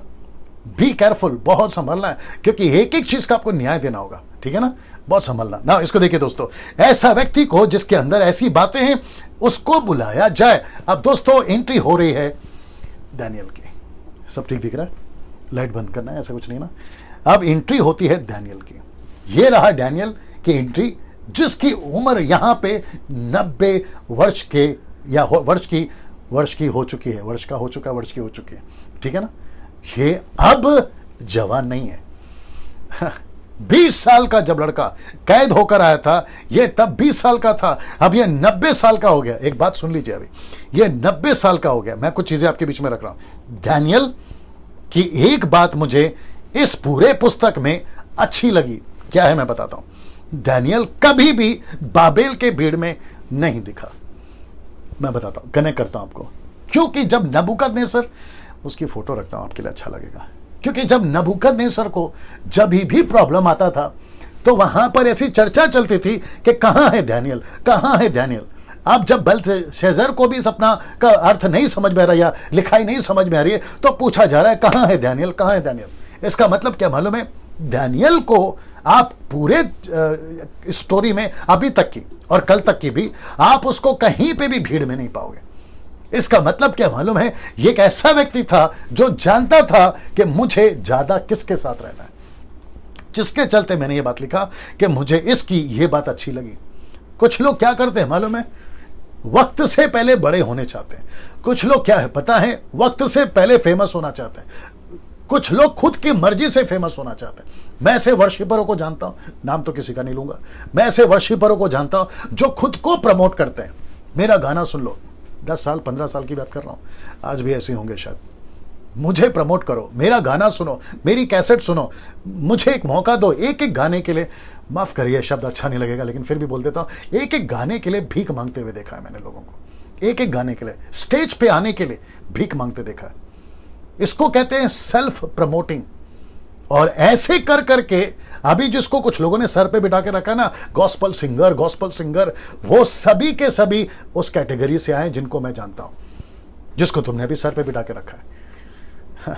पास्टर डैनियल, आपको इतना गुस्सा क्यों है? गुस्सा इसलिए है क्योंकि दुकानें खोल के रख दी। जब इन्होंने शुरू किया था ना, तो इनका मकसद था सुसमाचार, इनका मकसद था परमेश्वर का राज्य। लेकिन जैसे ये डाइवर्ट होते चले गए, जैसे ये बदलते चले गए ना, उसको देख देख कर गुस्सा आ रहा है। अच्छा, आपको कैसे मालूम डैनियल भाई? उसी में से बाहर निकला हूं ना भैया, उसी में से बाहर निकला हूं, इसी के लिए, ठीक है ना। जी जी जी जी जी, बहुत कुछ दिमाग में आ रहा है लेकिन नहीं बोलूंगा, है ना। लेकिन कहते हैं ना कि समझदार को इशारा काफी होता है। समझिए बात को। अगर वो लोग सुन रहे हैं तो मैं उन सभी को कहना चाहूंगा, अच्छे से जानता हूं उन लोगों को, मैं उन सभी को कहना चाहता हूं कि इसको देखिए और सबक सीखिए। ये स्टोरी को देखिए, इस चैप्टर को समझिए और सबक सीखिए। अगर अभी बचे तो बचे, नहीं तो वापस कहूंगा गई भैंस पानी में। मुझे यह व्यक्ति बड़ा अच्छा लगा जिसकी उम्र अभी 90 साल की हो गई। लेकिन आपको पता है इसका एक और अच्छी चीज क्या है, मैं रखूंगा, शायद आगे रखा होगा मैंने। मुझे इसका यह अच्छा लगा कि यह 20 साल पहले भी अकेला था, 90 साल हो गया अभी भी अकेला। लेकिन पता है किसके साथ है? परमेश्वर के साथ। ये जब 20 साल निकला था ना, वहां से माँ बाप को छोड़कर, अपने यरूशलेम को छोड़कर, ये तब भी अकेला था। ये 90 साल का हो गया, ये अब भी अकेला है। लेकिन किसके साथ है? परमेश्वर के साथ। इसको पॉपुलैरिटी की नहीं चिंता थी, इसको नाम और काम की चिंता नहीं थी, इसको फेमस नहीं होना था। यह हमेशा वहां रहता था जहां इसको रहना चाहिए। ये वहां रहता था जहां इसको रहना चाहिए। हमको भी वहीं रहना है जहां हमको रहना चाहिए। हमको रहना चाहिए। कुछ लोग मुझे सवाल करते, डैनियल भाई, खास करके मुंबई से कुछ लोग मुझे सवाल करते, डैनियल भाई आप पहले बहुत आते थे धारावी में, बैंड्रा में, मीटिंग्स में, कन्वेंशंस में, यहाँ आते थे, वहाँ आते थे। आजकल नहीं दिखते कुछ सालों से, जब तक ये 3-4 महीना पहले भी लोगों ने पूछा। मैंने कहा यार समझ में आ गया कि कहाँ रहना है और कहाँ नहीं रहना है। समझ में आ गया कि कहाँ नहीं रहना है और कहाँ रहना है। ये बोलकर मैं अपने आप को स्पेशल नहीं बना रहा हूं। अगर ऐसा कहने से आपको कुछ सबक मिलती है, आप कुछ अच्छी चीजों को सीखते हैं, मैं उसी वजह से कह रहा हूं। ठीक है ना, बात को समझिए ना दोस्तों। ये व्यक्ति मुझे अच्छा लगा, ये बता दिया ना। अब आ रहा है वचन 13। आइए देखते क्या हुआ। तब दानियल राजा के सामने भीतर बुलाया गया। मैं वक्त का ख्याल रखूंगा लेकिन मजा आएगा सर आप लोगों को। तब दानियल राजा के सामने भीतर बुलाया गया। राजा दानियल से पूछने लगा। कौन पूछ रहा है? राजा पूछ रहा है। कहता है क्या तू वही दानियल है जो मेरे पिता यानी कि मेरे दादाजी नबूकदनेस्सर राजा के यहूदा देश से लाए हुए यहूदी बंधुओं में से, मतलब तू वही बंधुआ है क्या? राजा पूछ रहा है। किसको पूछ रहा है? एक 90 साल के बुजुर्ग आदमी को पूछ रहा है। राजा पूछ रहा है बेलशस्सर, क्या तू वही है जिसको 20 साल की उम्र में लाया गया था? क्या तू वही बंधुआ है जो यरूशलेम से लाया गया था, जिसको मेरे दादाजी ने गुलाम बनाकर लाया गया था? क्या ये तू वही है ना? वापस आते हैं। क्या तू ये वही है? क्या तू वही बंधुआ है? अब इसको देखिए ना, इसको देखिए। ये राजा दानियल को पसंद नहीं करता था, दूसरी बात। और यह बात साबित करती है कि राजा परमेश्वर को भी पसंद नहीं करता था। क्यों? क्योंकि अगर यह पूछ रहा है क्या तू वही है, तो इसका मतलब है यह जानता तो था राजा नबूकदनेस्सर को, अपने दादा को, यह जानता था कि नबूकदनेस्सर पर क्या क्या बीता। यह जानता था परमेश्वर कौन है, परमेश्वर कौन है और किसने उसको 7 साल के लिए जो है जानवर बना दिया, यह जानता था। आगे बताऊंगा। लेकिन इसने ऐसा क्यों कहा? क्योंकि इसने अपने पूरे जीवन काल में कभी भी दानियल से बात नहीं करी। और मुझे 99.9% पहली बार ऐसा लगता है कि राजा दानियल को देख रहा, पहली बार, वो भी रानी के कहने से। ठीक है ना। इसके चलते मैंने ये डाला है कि ना तो इसको दानियल पसंद था और ना दानियल का परमेश्वर। ऐसे कुछ लोग हैं, कमेंट्स बॉक्स में सब ठीक चल रहा है? ऐसे कुछ लोग हैं जो आज भी ना हमको ना हमारे परमेश्वर को पसंद करते हैं। आज भी ऐसे लोग हैं, भारत में हैं, भारत के बाहर हैं, जो पसंद नहीं करते। कुछ मुस्लिम्स हैं, कुछ हिंदूज हैं, कुछ यहूदी हैं, कुछ बुद्धिस्ट हैं, कुछ लोग हैं दुनिया में जो ना तो परमेश्वर के लोगों को ना परमेश्वर को पसंद करते हैं। वापस कहूंगा, इस कहानी से और इस वीडियो से सबक सीख लो, सबक सीख लो, एक लेसन सीख लो। अगर नहीं सीखे, गई भैंस पानी में, जैसे इसकी गई, मतलब इसकी जान गई। आज इस चैप्टर की बात कर रहा हूं। ठीक है ना। जान तो तब की गई थी, लेकिन चैप्टर की बात कर रहा हूं। सबक सीख लो। आप हमको पसंद मत करो, चलेगा, लेकिन कम से कम परमेश्वर को पसंद करो, परमेश्वर को जानो। अगर अभी कोई अविश्वासी सुन रहा है जो यीशु को कभी फॉलो नहीं करता, किसी की पत्नी के चलते उसका पति सुन रहा होगा, किसी के बच्चों के चलते माँ बाप सुन रहा होगा, माँ बाप के चलते बच्चे सुन रहे होंगे, सर मैं आप सभी से कहना चाहता हूं, यह आवाज दानियल राज की नहीं है, यह आवाज परमेश्वर की जो आप तक पहुंचा रहा है। अपना जीवन अभी यीशु को दीजिए, नहीं तो सर अगला पल पता नहीं क्या होगा। और वैसे पूरी दुनिया डरी हुई है, अच्छे लोग डरे हुए सर, अच्छे लोग डरे हुए, अच्छे लोग डरे हुए। अपना जीवन प्रभु को दीजिए ना। वचन 14 समाप्ति पर भी आ रहा हूं। वचन 14 लिखा है कि मैंने तेरे विषय में सुना है। मैंने तेरे विषय में सुना है। क्या सुना है? जैसे रानी ने कहा ना, वो बात कर रहा है। कहता है कि देवताओं की आत्मा तुझ में रहती है। कौन से देवता? अब उसके हिसाब से इंटरप्रेट है, लेकिन हमारे हिसाब से पिता पुत्र पवित्र आत्मा। ठीक है ना। देवताओं की आत्मा तुझ में रहती है और प्रकाश, प्रवीणता, उत्तम बुद्धि तुझ में पाई जाती है। मतलब तू स्पेशल है। मैंने सुना है तेरे बारे में, और स्पेशल होगा क्यों नहीं सर? बाप रे। देखिए, जितने विश्वासी हैं आप लोग अपना पीठ थपथपा लो, पहले बोलने दीजिए, उसके बाद कर लेना। ठीक है ना। हम इस दुनिया में लखपति नहीं है, करोड़पति नहीं है, टाटा अंबानी टाइप नहीं है, लंदन के प्रिंस टाइप नहीं है। हम सब एवरेज में हैं, मिडिल क्लास हैं या जो भी हैं। लेकिन आपको पता है हम इस दुनिया के सब बेहतरीनों में से बेहतर हैं, सब लोगों से बेहतर है। पता है क्यों? क्योंकि हमारे पास में सोना चांदी, प्रॉपर्टी, गाड़ी, बंगला नहीं है, लेकिन हमारे पास में सृष्टि करता है। हमारे पास में सृष्टि करता है। एक ऐसा परमेश्वर है जो पूरी दुनिया को बनाया। आप सोच के देखिए फिर हमारी औकात, हम क्या चीज है। मैंने कल बताया था ना, हम क्या चीज है ना। दोस्तों वचन 15 देख, अभी पंडित, तांत्रिक लोग मेरे सामने इसलिए लाए गए थे कि ये लिखा हुआ पढ़े और उसका अर्थ मुझे बताएं, परंतु वे सब उसका अर्थ ना समझा सके। मतलब ज्योतिष यहां पर फेल हो गए। वचन 16 देखिए क्या लिखा है, परंतु मैंने तेरे विषय में सुना है, मैंने तेरे विषय में सुना है, क्या सुना है कि दानियल भेद खोल सकता है, संदेह दूर कर सकता है। इसलिए अब यदि तू उस लिखे हुए को पढ़ सके, उसका अर्थ भी मुझे समझा सके, तो बड़े ध्यान से सुनना, तो तुझे बेजहनी रंग का वस्त्र, तेरे गले में सोने का माला पहनाया जाएगा और राज्य में तीसरा तू ही प्रभुता करेगा। मतलब तुझे कपड़े दूंगा, तुझे सोना चांदी दूंगा और तुझे राजा बनाऊंगा। नाउ अब आप जानना चाहते हैं कि दानियल ने जवाब क्या दिया? देता हूं, पहले इसको देख लीजिए।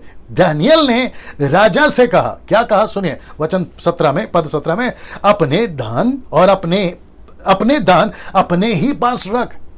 वाह, क्या आदमी है ना ये कहता है, 90 साल का बुजुर्ग दानियल ये कहता है कि तेरे पैसे तेरे पास रख, तेरे पैसे तेरे पास रख। ये आंकड़ा है, बहुत ध्यान से सुनिए। अगर आज का ये हालत होता, परिस्थिति होती, अगर यही सिनारियो आज होता, ऐसा कोई टाटा अंबानी टाइप का कोई बिजनेसमैन एक पास्टर को या सेवक को घर पर बुलाकर कहता, मेरे बेटे के लिए, मेरी पत्नी के लिए, मेरे बच्चों के लिए, मैं सबको गलत नहीं बोल रहा हूं, इसमें 10% लोग को मैं सैल्यूट करता हूं, ऐसे सेवकों को जो ईमानदार हैं, मैं उन 90% की बात कर रहा हूं। अगर वो उनके घर पे पहुंच गए, आपको पता है वो ये स्टेटमेंट नहीं दे पाएंगे। जबकि उल्टा होगा, मेरे पास में स्वाइप मशीन है, आप अपना कार्ड यहां पे स्वाइप कर सकते हो, मेरा अकाउंट डिटेल है, मैं आपको अपना अकाउंट डिटेल भेजता हूं, आप मुझे पैसा भेज दीजिए। मुझे माफ करिए शब्द को बहुत बोलने के लिए, मेरी मजबूरी है जो मैं बोल रहा हूं, क्योंकि ये मेरा गुस्सा नहीं, उसका गुस्सा है। आज 90% सेवक लोग ऑनलाइन भीख मांगते हुए दिखाई दे रहे हैं, मुझे भीख मांगते हुए। मैं वापस रिपीट कर रहा हूं, 90% सेवक लोग आज यूट्यूब पर, फेसबुक पर, सोशल मीडिया पर भीख मांगते हुए दिखाई दे रहे हैं। कहां हैं ऐसे लोग? कहां हैं ऐसे लोग? और मुझे ज्यादा गुस्सा इन लोगों पर नहीं है, मुझे ज्यादा गुस्सा उन लोगों पर है जो इनको पैसा भेजते हैं, जो जब ये मांगते हैं ना, ये उनको भेजते हैं, मुझे उन पर गुस्सा है। और मैं ये कहना चाहता हूं कि सर, जो ऐसे पेटू होते हैं, पेटू समझ गए हो, जो पेट के लिए गाना गाते हैं, पेट के लिए म्यूजिक बजाते हैं, पेट के लिए प्रचार करते हैं, पेट के लिए काम करते हैं प्रभु का, ऐसों की बात कर रहा हूं। ना तो ऐसों को कभी देना और ना ऐसों को कभी कहना कि मांगो, मैं उनकी बात कर रहा हूं। ऐसे लोग कहां हैं सर आज?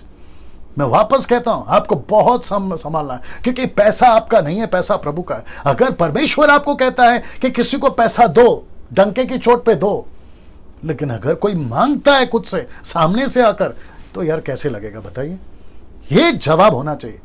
मैं वापस कहता हूं, वो चाहे महाराष्ट्र हो, वो चाहे पंजाब हो, गुजरात हो, वो चाहे एमपी हो, उत्तर प्रदेश हो, या फिर दुनिया का कोई भी कोना हो, ऐसे पेटू सेवकों से, नॉट ऐसे, ये तो दानियल है जो पैसा मांगते हैं, मैं उनकी बात कर रहा हूं, ऐसे पेटू सेवकों से जो पेट के लिए काम कर रहे हैं परमेश्वर का, उन सभी से जितना दूर रह सकते हैं दूर रहिए। उनको अनसब्सक्राइब करिए, उनको अनफॉलो करिए और उनसे जितना दूर हो सकते रहिए, क्योंकि इनका पैसा, इनका परमेश्वर, इनका पैसा है, परमेश्वर नहीं।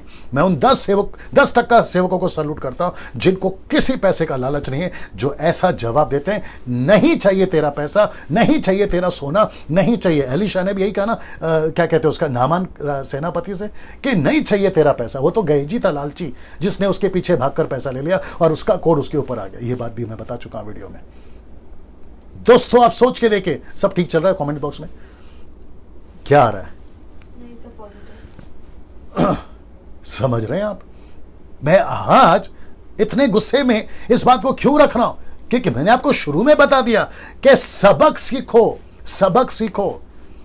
मुझे पता है और मुझे उससे रद्दी भर भी पसंद, फर्क नहीं पड़ता। कोई अगर मुझे कहता है कि डैनियल भाई आपको हम पसंद नहीं करते क्योंकि आप ऐसा प्रचार करते हैं, नमस्ते, मुझे रद्दी भर भी पसंद नहीं, फर्क नहीं पड़ता अगर आप मुझे पसंद नहीं करते ऐसा प्रचार करने के चलते। आप उन सबको पसंद करो जो मीठा मीठा खिलाते हैं, आप उन सबको पसंद करो जो आपको शुगर कोटिंग का प्रचार करते हैं और कानों के खुजली वाला प्रचार करते हैं। मुझे आप लोग उसको पसंद करते हैं, मुझे उससे कोई फर्क नहीं पड़ता। अगर आप मुझे कहते हो कि डैनियल भाई क्योंकि आप खरा प्रचार करते हो उसके लिए हम आपको पसंद नहीं करते, नमस्ते नमस्ते नमस्ते। बात को समझिए, ये था यीशु। अच्छा, कुछ लोग कहते हैं कि जो है यीशु का लाइफस्टाइल फॉलो करो। आपने कभी 4 किताब पढ़ा है? मत्ती, मरकुस, लूका, यूहन्ना। मत्ती में 28 है, मरकुस में 16 है, लूका में 24 है, यूहन्ना में 21 अध्याय है, पर प्रेरितों की किताब में 28 अध्याय है। कभी ये 4-5 किताबों को पढ़ा है? उनकी शैली पकड़ो, उनका प्रचार करने का तरीका पकड़ो। जॉन द बैप्टिस्ट की बात करो, उसने कहा हे सांप के बच्चों। यीशु मसीह ने कहा कि तुम चूना फेरी हुई कब्रों के समान हो। पौलुस डांटता था, पतरस डांटता था। क्या बात करते हो यार। उनका जो गुस्सा था ना प्रचार करने का, प्यार जरूर था, मैं मना नहीं कर रहा हूं। उन्होंने प्यार से बात किया, मैं मना नहीं कर रहा हूं, लेकिन जहां डांट लगानी होती थी ना वहां डांट लगाते थे। तो चर्च को शुगर कोटिंग वाली की आदत मत डालो, डायबिटीज हो जाएगा और मर जाएंगे वो लोग। मैं वापस कहता हूं, अभी तो लॉकडाउन चल रहा है, कुछ जगह पे चर्चेस ओपन हो गई हैं, लेकिन मैं वापस कहता हूं इस 3 महीने में या 4 महीना चल रहा होगा, 4 महीना चल रहा है, 4 महीने में आपको यह एहसास हो गया होगा आपका चर्च और आपका पास्टर कैसा है। यह आपको एहसास हो गया होगा। आपने क्या सीखा था अभी तक कोरोना वायरस आने से पहले, आपकी आत्मिकता की लेवल क्या थी, यह भी आपको पता चल गया। पास्टर डैनियल, जैसा चल रहा है चलने दो। दूसरों के चर्च के बारे में आप क्यों बात करते हैं? मैं वापस कह दूं, दूसरों का चर्च का बात नहीं चल रहा है, यीशु के चर्च का बात चल रहा है, और यीशु का चर्च यूनिवर्सल है। मैं आपका पास्टर नहीं हूं, लेकिन आपके परमेश्वर का सेवक हूं, और उसके चलते हम आपस में एक ही हैं। मैं उसके वसीले से बात कर रहा हूं। एक ही छत के नीचे रहना है स्वर्ग में, वहां अलग अलग डिनोमिनेशन नहीं होगा, और वहां पर तो हम तो आमना सामना करेंगे ना। तब तो बोलेंगे ना यार शाबाश डैनियल भाई, या मैं आपको शाबाशी दूंगा उन 10 टक्कों को, यार अच्छा काम किया तुमने, जो ऐसे खरे शिक्षा के साथ तुम चले। मैं उन सभी के फेवर में हूं, लेकिन मैं उनके फेवर में बिल्कुल नहीं हूं। और एक बोल देता हूं आपको, टाइम बीत जा रहा है। मुझे कुछ फेसबुक पे जब वीडियो दिखते हैं ना, बड़ा चिढ़ आता है, बड़ा गुस्सा आता है। बकवास चल रहा होता है टीवी पे, फेसबुक पे। अभी कल भी बोले थे, प्रोफेसी कर रहे होते हैं, आपके घर पे अभी ऐसा हो रहा है, आपका नाम अनीता है, आपका नाम सुनीता है, अभी प्रभु आपको छू रहा है, रिसीव रिसीव रिसीव। यार क्या मूर्खता लगा के रखी है। वो विश्वासी है पहले से, उसको पहले से पवित्र आत्मा रिसीव है, उसको यीशु पहले से रिसीव है, उसको सैल्वेशन पहले से रिसीव है। तुम अलग से क्या रिसीव करवाते हो? और आप लोग जो उनको रिसीव करने के पीछे नीचे आमीन लिख देते हो, आप लोग को भी अकल नहीं है। लिखते क्यों हो आमीन? आप पहले से रिसीव्ड है ना, उनके कहने से रिसीव होता है क्या? अगर ऐसा होता तो फिर तो मैं पूछूंगा 4 महीना पहले कहां गए थे जब कोरोना वायरस नहीं था? तुमको इतनी प्रोफेसी मिलती है, तुमको परमेश्वर इतना बात करता है। एक सेवक, नेशनल हो या इंटरनेशनल, आज मैं बोल देता हूं, एक सेवक नहीं मिला जिसने ये प्रोफेसी बिल्कुल क्रिस्टल क्लियर बोला हो कि कोरोना वायरस आने वाला है, बचो। वो कोई भी हो, डंके की चोट पे बोल रहा हूं, एक वीडियो निकाल के बता दीजिए, वो चाहे कोई भी हो। नहीं बता पाओगे क्योंकि नहीं है ना। तुमको ये सब दिखता है, पर्दे का कलर कैसा है, गाड़ी का नंबर प्लेट कौन सा है, तुम्हारा मोबाइल का नंबर क्या, ये दिखता है, बाकी तुमको नहीं दिखता है। कहां से आती है ये प्रोफेसी? कौन सी आत्मा लीड कर रही है, कौन सा दुष्ट आत्मा तुमको चला रहा है, जरा पता है। और ऊपर से ऐसी भाषा बात करते हैं, माय गुडनेस, जिसका कोई मतलब नहीं है। क्या करो। वचन 17, दानियल ने राजा से कहा, अपने दान अपने ही पास रख। ना इसको देखे, और जो बदला तू देना चाहता है वह दूसरों को दे। नहीं चाहिए तेरा पैसा, नहीं चाहिए तेरा पैसा, वो दूसरों को दे। तेरे पैसे के लिए नहीं आए यहां पे। मेरे 20 साल से लेकर 90 साल की उम्र में मैं तेरे दादाजी के पास नहीं झुका। तू क्या चीज है? तेरा दादाजी नहीं खरीद सका नबूकदनेस्सर, तू क्या चीज है जो मुझे खरीदेगा? तेरा दादाजी पैसा नहीं दे सका, तू क्या देगा? ऐसा एटीट्यूड वाला था। और मैं चाहता हूं कि ऐसे एटीट्यूड वाले मसीह मंथन वालों, तुम अपनी कलीसिया ग्रेस मिनिस्ट्री, हम और आप जितने मुझे सुनते हैं, यूट्यूब फॉलो, फेसबुक पे जितने फॉलो करते हैं, ऐसे रुबाब और ऐसे एटीट्यूड के साथ में चलिए सर। आपके घर में 4 वक्त का खाना हो या ना हो, अपने जमीर को नहीं बेचना, अपने सेवा को नहीं बेचना, और खुद को इतना नीचे मत लेकर आओ कि तुमको पैसे मांगने की नौबत आ जाए। परमेश्वर को बेस्ट पता है कि कब देना है, कितना देना है, और जितना है उतने में खुश रहो। गाड़ी है तो खुश रहो, साइकिल है तो खुश रहो, 2 BHK तो खुश रहो, उसके ऊपर नहीं मांगना, नहीं तो गई भैंस पानी में। वह लिखी हुई बात मैं राजा के ऊपर सुनाऊंगा और उसका अर्थ भी तुझे समझाऊंगा। नहीं चाहिए तेरा पैसा, लेकिन जिसके लिए आया हूं राजा, वो तो बता के जाऊंगा। मेरे पास में 20 मिनट है दोस्तों, थोड़ा बर्दाश्त करिए। वचन 18, हे राजा, परम प्रधान परमेश्वर ने, इसलिए ब्रैकेट डाल दिया, हे राजा, तेरे बाल ने नहीं बताया, किसी अल्लाह ने नहीं बताया, किसी ईश्वर ने नहीं बताया, मुझे परम प्रधान परमेश्वर ने तेरे पिता नबूकदनेस्सर को राज्य, बढ़ाई, प्रतिष्ठा और प्रताप दिया था। इसको देख लीजिए। वचन 19, उस बढ़ाई के कारण जो उसने उसको दी थी, देश देश, जाति जाति के सब लोग, भिन्न भिन्न भाषा बोलने वाले उसके सामने कांपते और थरथराते थे। किसके सामने? राजा के सामने। जिससे वह चाहता था उसे घात करता था, जिसको वो चाहता था उसे जीवित रखता था, जिससे वो चाहता था ऊंचा पद दे देता था, और जिसको चाहता था वो गिरा देता था। ऐसा था तेरा दादा। अभी सुनिए वचन 20, परंतु जब उसका मन फूल उठा और उसकी आत्मा कठोर हो गई, यहां तक कि वह अभिमान करने लगा। तब वह अपने राज सिंहासन पर से उतर गया, उसकी प्रतिष्ठा भंग की गई। अब इसको देखो वचन की, वह मनुष्यों में से निकाला गया, उसका मन पशुओं का सा हो गया, 7 साल के लिए उसको जानवर बनाया, उसका निवास जंगली गधों के बीच में हो गया। अब इसको देखिए, बैलों के समान घास चरता था, उसका शरीर आकाश की ओस में भीगा करता था। अब इसको देखो, जब तक कि उसने जान न लिया कि परम प्रधान परमेश्वर मनुष्य के राज्य में प्रभुता करता है। वाह! नबूकदनेस्सर तब बदला जब उसने सच्चे ईश्वर को जाना। कमेंट बॉक्स में सब ठीक चल रहा है? जिसे चाहता है उसी को वो उस पर अधिकारी ठहरा देता हो। किधर गया? हाँ जी, ना इसको देखिए दोस्तों, वचन 22, तो भी हे बेलशस्सर, आप बात करते इसकी, तो भी हे बेलशस्सर। अब यहां पर मैंने बोला था ना सबक, आ गया वचन 22 और 23। सबक नहीं सीखा इस आदमी ने, सबक नहीं सीखा इस लड़के ने। कहता है कि तो भी हे बेलशस्सर, ध्यान से सुना, तू जो उसका पुत्र है, मतलब पोता, तू जो उसका पुत्र है और यह सब कुछ जानता था। तू जानता था कि दानियल का परमेश्वर, यरूशलेम का परमेश्वर कौन है, तू जानता था। जाने दो, कोई दिक्कत नहीं। तू कौन है, वो कौन है, तू जानता था। तू जानता था कि ईश्वर सच्चा कौन है। तू जानता था कि नबूकदनेस्सर के ऊपर क्या क्या बीता, तू जानता था ना। इसको देखे, तो भी तेरा मन नम्र ना हुआ। तूने सबक नहीं सीखा, तूने सबक नहीं सीखा। इब्रानियों किताब उसका 10 का 26, इसको कहते हैं जानबूझकर। मैं बताता हूं कैसे लिखा, क्योंकि सच्चाई की पहचान प्राप्त करने के बाद यदि हम जानबूझकर पाप करते रहें तो पापों के लिए फिर कोई बलिदान बाकी नहीं है। विश्वासियों तुम भी सुनो, पास्टरों तुम भी सुनो, एवेंजलिस्ट तुम भी सुनो, वर्शिपर्स तुम भी सुनो। कौन से दुनिया के कोने से सुन रहे हो मुझे नहीं पता, खुद को भी अपने आप को गिनती कर रहा हूं। मैं वापस कहता हूं, जानबूझकर परमेश्वर किसी को बर्दाश्त नहीं करेगा। वापस दिखा दे, तू जानता था लेकिन उसके बावजूद भी तूने नम्र नहीं बना। तू जानता था कि तेरे दादा के साथ क्या हुआ, तू जानता था कि वो 7 साल के लिए जंगली जानवर बन गया, तू जानता था कि उसने अपना जीवन परिवर्तन किया, परमेश्वर को, सच्चे परमेश्वर को जाना, लेकिन उसके बावजूद भी तू नम्र नहीं बना। इसलिए यह वचन आपके बीच में रख रहा हूं कि तू जानता था। पास्टर, तुम जानते थे कि चर्च का पैसा खाना गलत है, लेकिन तुमने फिर भी पैसा खाया। पास्टर, तुम जानते थे कि चर्च में दादागिरी नहीं करना है, लेकिन उसके बावजूद भी तुमने दादागिरी किया। दादागिरी का मतलब क्या पता है? तुम अपने चर्च के मेंबरों को दूसरे के पास जाने नहीं देते थे, तुम उनको बिठा कर रखते थे।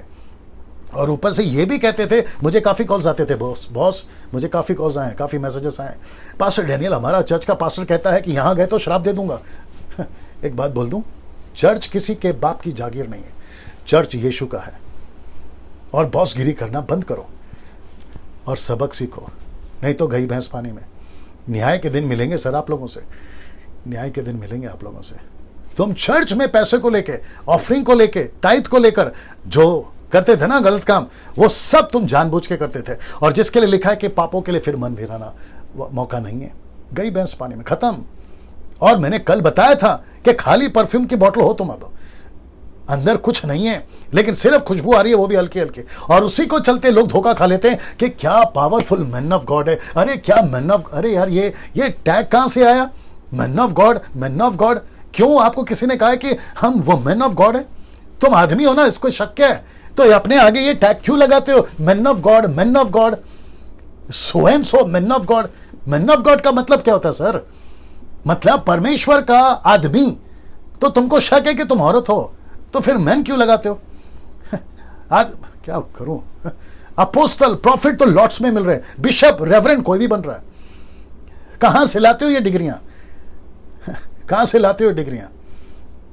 हाँ, आकर 6 महीना नहीं होता बिशप बन गए, आकर 6 साल नहीं होता अपोस्टल बन गए।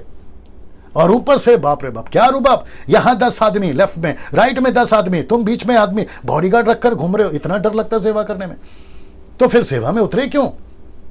हाँ, पुलपिट पे जब आते थे, जब कोरोना वायरस नहीं था, तो यहां पे बॉडीगार्ड, यहां 50, यहां 50, और ऊपर से कहते हैं कि है ना, मैं पवित्र जन हूं, don't touch me, oh don't touch me. ऊपर से परमेश्वर कहता है टच मी, और तुम कहते डोंट टच मी। कौन सी अनॉइंटिंग लेके चल रहे हो?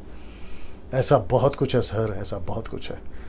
वक्त इजाजत नहीं दे रहा, इसको दिमाग में रखिए, ठीक है ना। इसको देखिए, वचन 23, वरन तूने स्वर्ग के प्रभु के विरुद्ध सिर उठाकर, ये जानबूझ के किया तूने बेलशस्सर, तूने परमेश्वर के स्वर्ग के प्रभु के विरोध में सिर उठाकर उसके भवन के पात्र मंगवाकर अपने सामने रखवा लिए, तेरी हिम्मत कैसे हुई?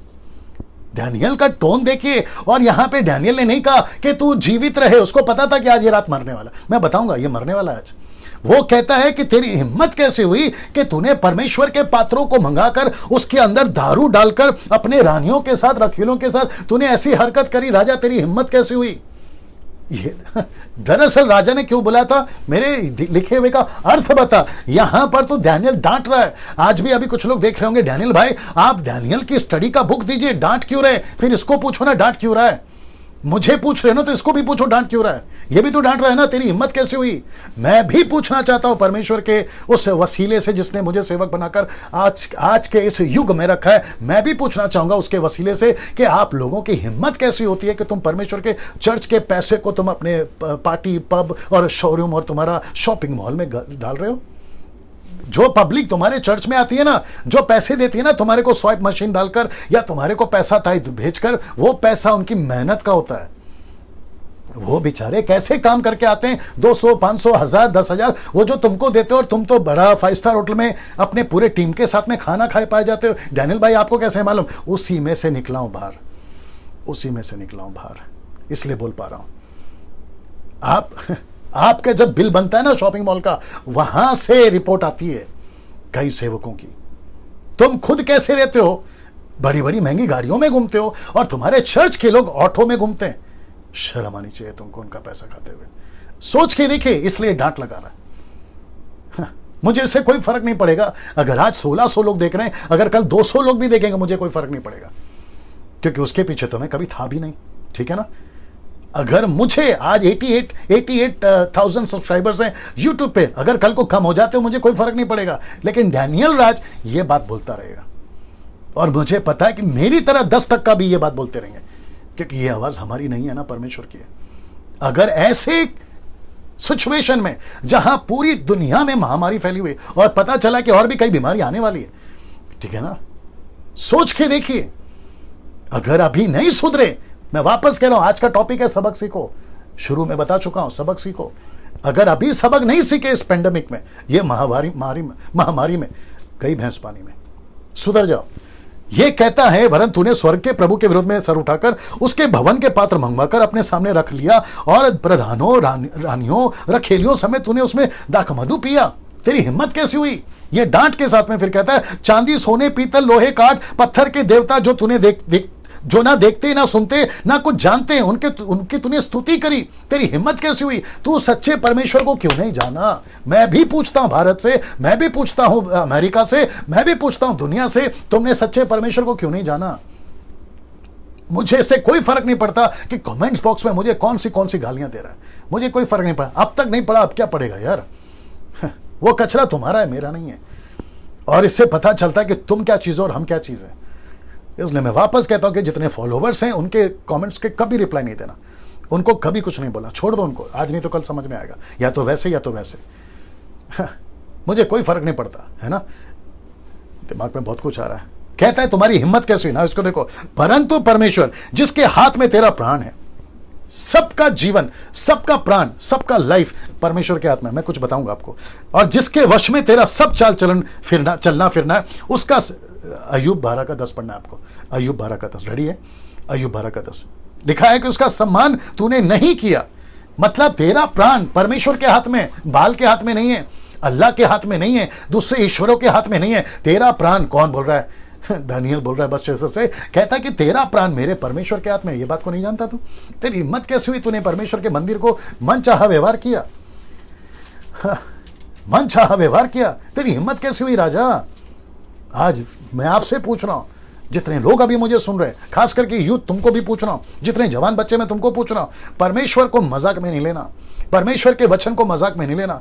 बहुत हो गया शुगर कोटिंग वाला message, God will bless you, God will touch you, God will heal you. नमस्ते ऐसों को, अब जरा सुधरो। एक वचन पढ़ते हैं अय्यूब की किताब, उसका 12 का 10 जी, 12 का 10 जी जी जी। The book of Job chapter 12 verse 10। उसके हाथ में एक एक जीवधारी का प्राण और एक एक देहधारी मनुष्य की आत्मा भी रहती है। रिपीट। उसके हाथ में एक एक जीवधारी का प्राण और एक एक देहधारी मनुष्य की आत्मा भी रहती है। परमेश्वर के हाथ में सबका जीवन। आप जितना भाग सकते हो भागिए, लेकिन परमेश्वर एक दिन पक्का पकड़ेगा। वक्त को ध्यान में रखना होगा। ये सबक नहीं सीखा जो मैंने रखा था, सबक। ओ, इसका थोड़ा सा हिंदी गड़बड़ है ना, ये नहीं देखा आप लोगों ने? नहीं नहीं नहीं नहीं नहीं, नहीं अलग है, अलग है।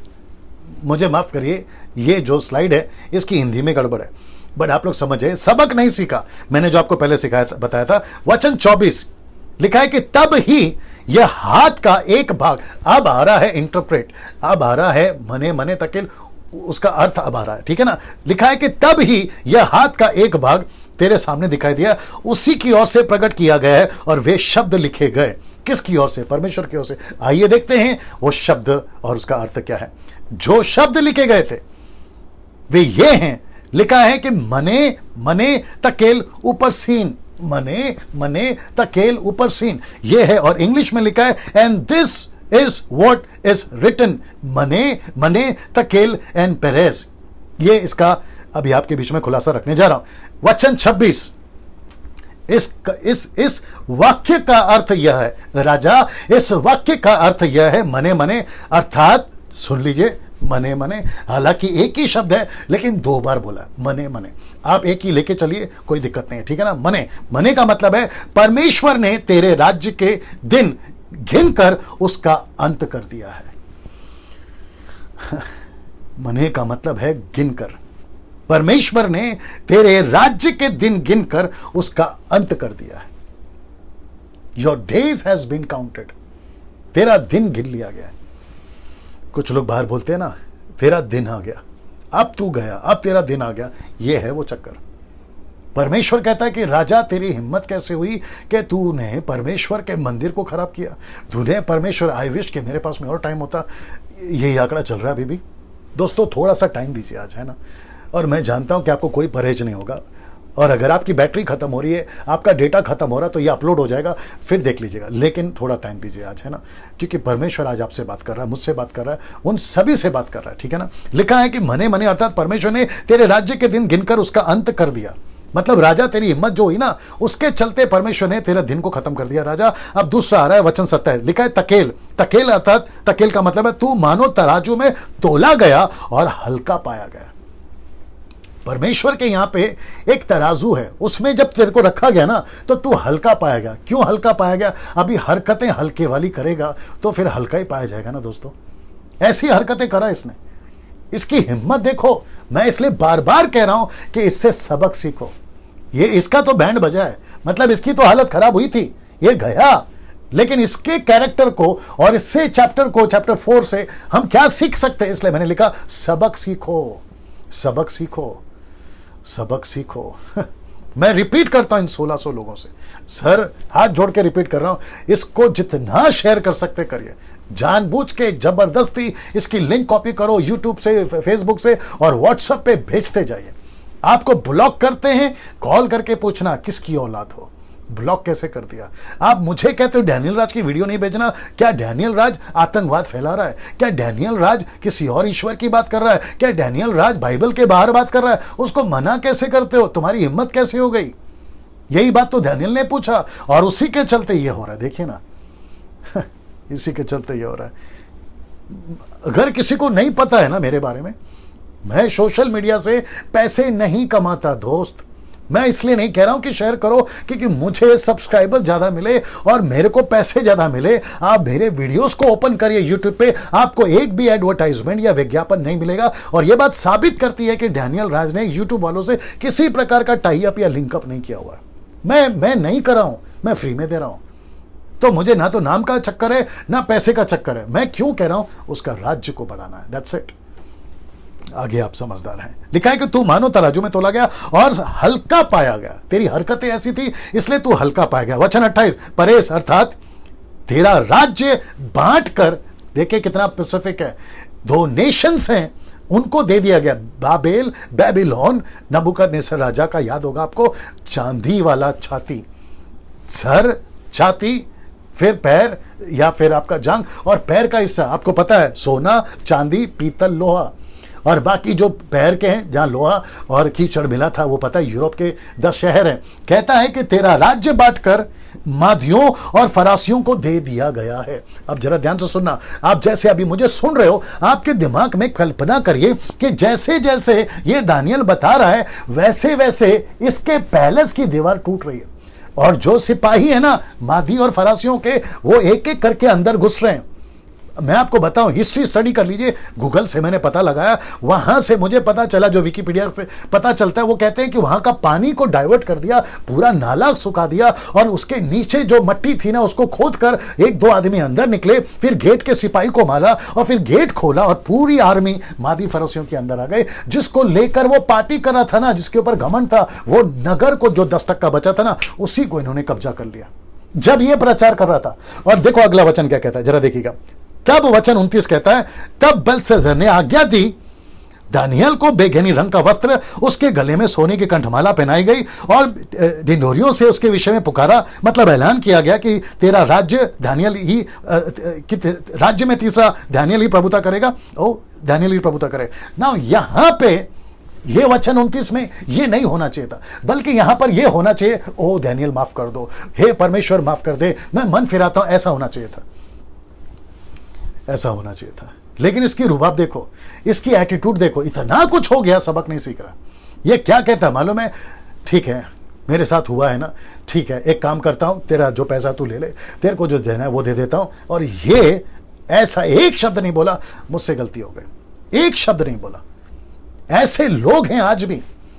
अभी मैं इतना चीख चीख के प्रचार कर रहा हूं, 1.5 घंटे से बात कर रहा हूं, सुनते हैं, पता नहीं यहां क्या नहीं होता है, कहते अरे चलता है, अरे होता है, आई डोंट नो व्हाई। इस व्यक्ति का एंड दिखाने जा रहा हूं।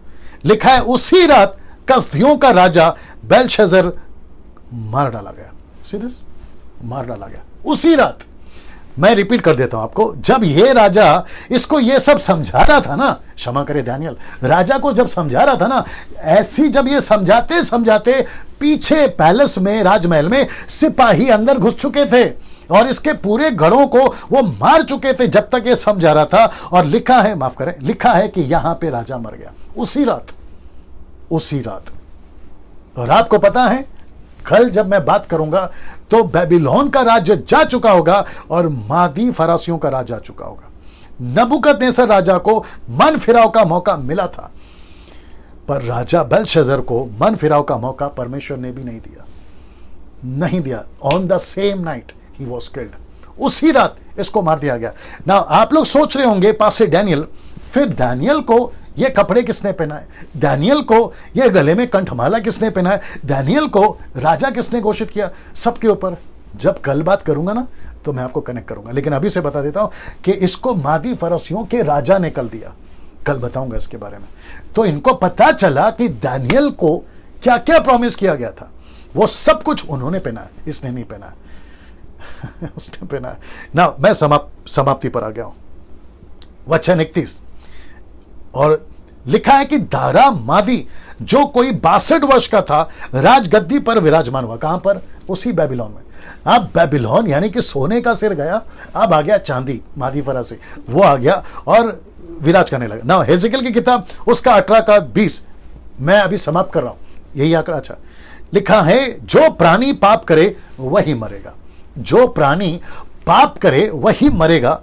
ना तो पुत्र पिता के धर्म का भार उठाएगा, ना पिता पुत्र का, धर्मी को अपने ही धर्म का फल, दुष्ट को अपनी ही दुष्टता का फल मिलेगा। इसलिए मैंने ब्रैकेट में डाला है कि जो पाप करेगा वही मरेगा। इसलिए मैंने फेसबुक पे आज की जो प्रोमो वीडियो थी, या सब माफ करें, प्रोमो पोस्ट था वही डाला, ये वाला, जो प्राणी पाप करेगा वही मरेगा। और उसने पाप किया और वो मरा ना। ये लास्ट है दोस्तों, मैं रिपीट करता हूं कि 3 कारणों से बेबीलोन गिर पड़ा, 3 कारणों से। ये तब गिरा था 3 कारणों से, अब भी गिरेगा 3 कारणों से। और जो प्रकाशित वाक्य 17-18 अध्याय में जो बेबीलोन का जिक्र है, जिसके ऊपर मैं वीडियो बना चुका हूं, वो भी गिरा इन 3 कारणों से। जानना चाहोगे वो 3 कारण कौन से हैं, जिससे आपको आज सबक सीखना है, जिससे मुझको और जितने सुन रहे हम सबको सबक सीखना है। पहला है नशा, यहां पे नशा चला जिसको कहते हैं शराब। दूसरा मूर्ति पूजा चला, जिसको ब्रैकेट में डाला है, परमेश्वर को नहीं जाना, सच्चे परमेश्वर को नहीं जाना। और तीसरा है यहां पे व्यभिचार चला। ये 3 कारणों से आज पूरी दुनिया नाश हो रही है 3 कारणों से। आप देख लीजिए, आप खुद ही पता लगाइए। बस मैं 2-3 मिनट में खत्म करने वाला हूं। ये है आंकड़ा अभी तक चल रहा है। हाँ, दोस्तों कैसा लगा? यहां क्या हो रहा है अंदर अभी आपके? ये सब से क्या हम सबक सीख सकते हैं? क्या आप जितने लोग सुन रहे हैं सबक सीख सकते हैं? अगर ऐसी कोई चीजें आपके जीवन में अभी चल रही है, वो जवान लड़का, वो जवान लड़की, मैं फिर कभी इसके ऊपर वीडियो बनाऊंगा, क्योंकि कुछ लोग मुझे कह रहे हैं कि आप यूथ के ऊपर वीडियो बनाओ। मैं बनाऊंगा, लेकिन अभी मैं बात कर रहा हूं। ऐसा कुछ भी है? क्या तुम दारू पीते हो विश्वासी होकर? क्या शराब की बोतल अभी भी आपके घर पर है?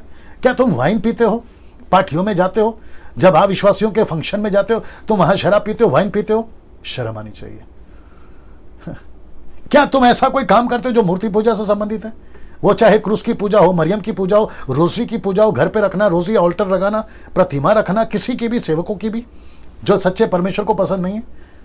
या फिर तुम ऐसा कोई व्यभिचार वाला काम करते हो जिसको कहते हैं एक्स्ट्रा मैरिटल अफेयर, एक बीवी के बाद दूसरी बीवी, गर्लफ्रेंड, बॉयफ्रेंड, कॉलेज, स्कूल्स में, ये सारी चीजें आपको आज एक सबक दे रही है कि बेलशस्सर नहीं बचा, आप क्या बचोगे?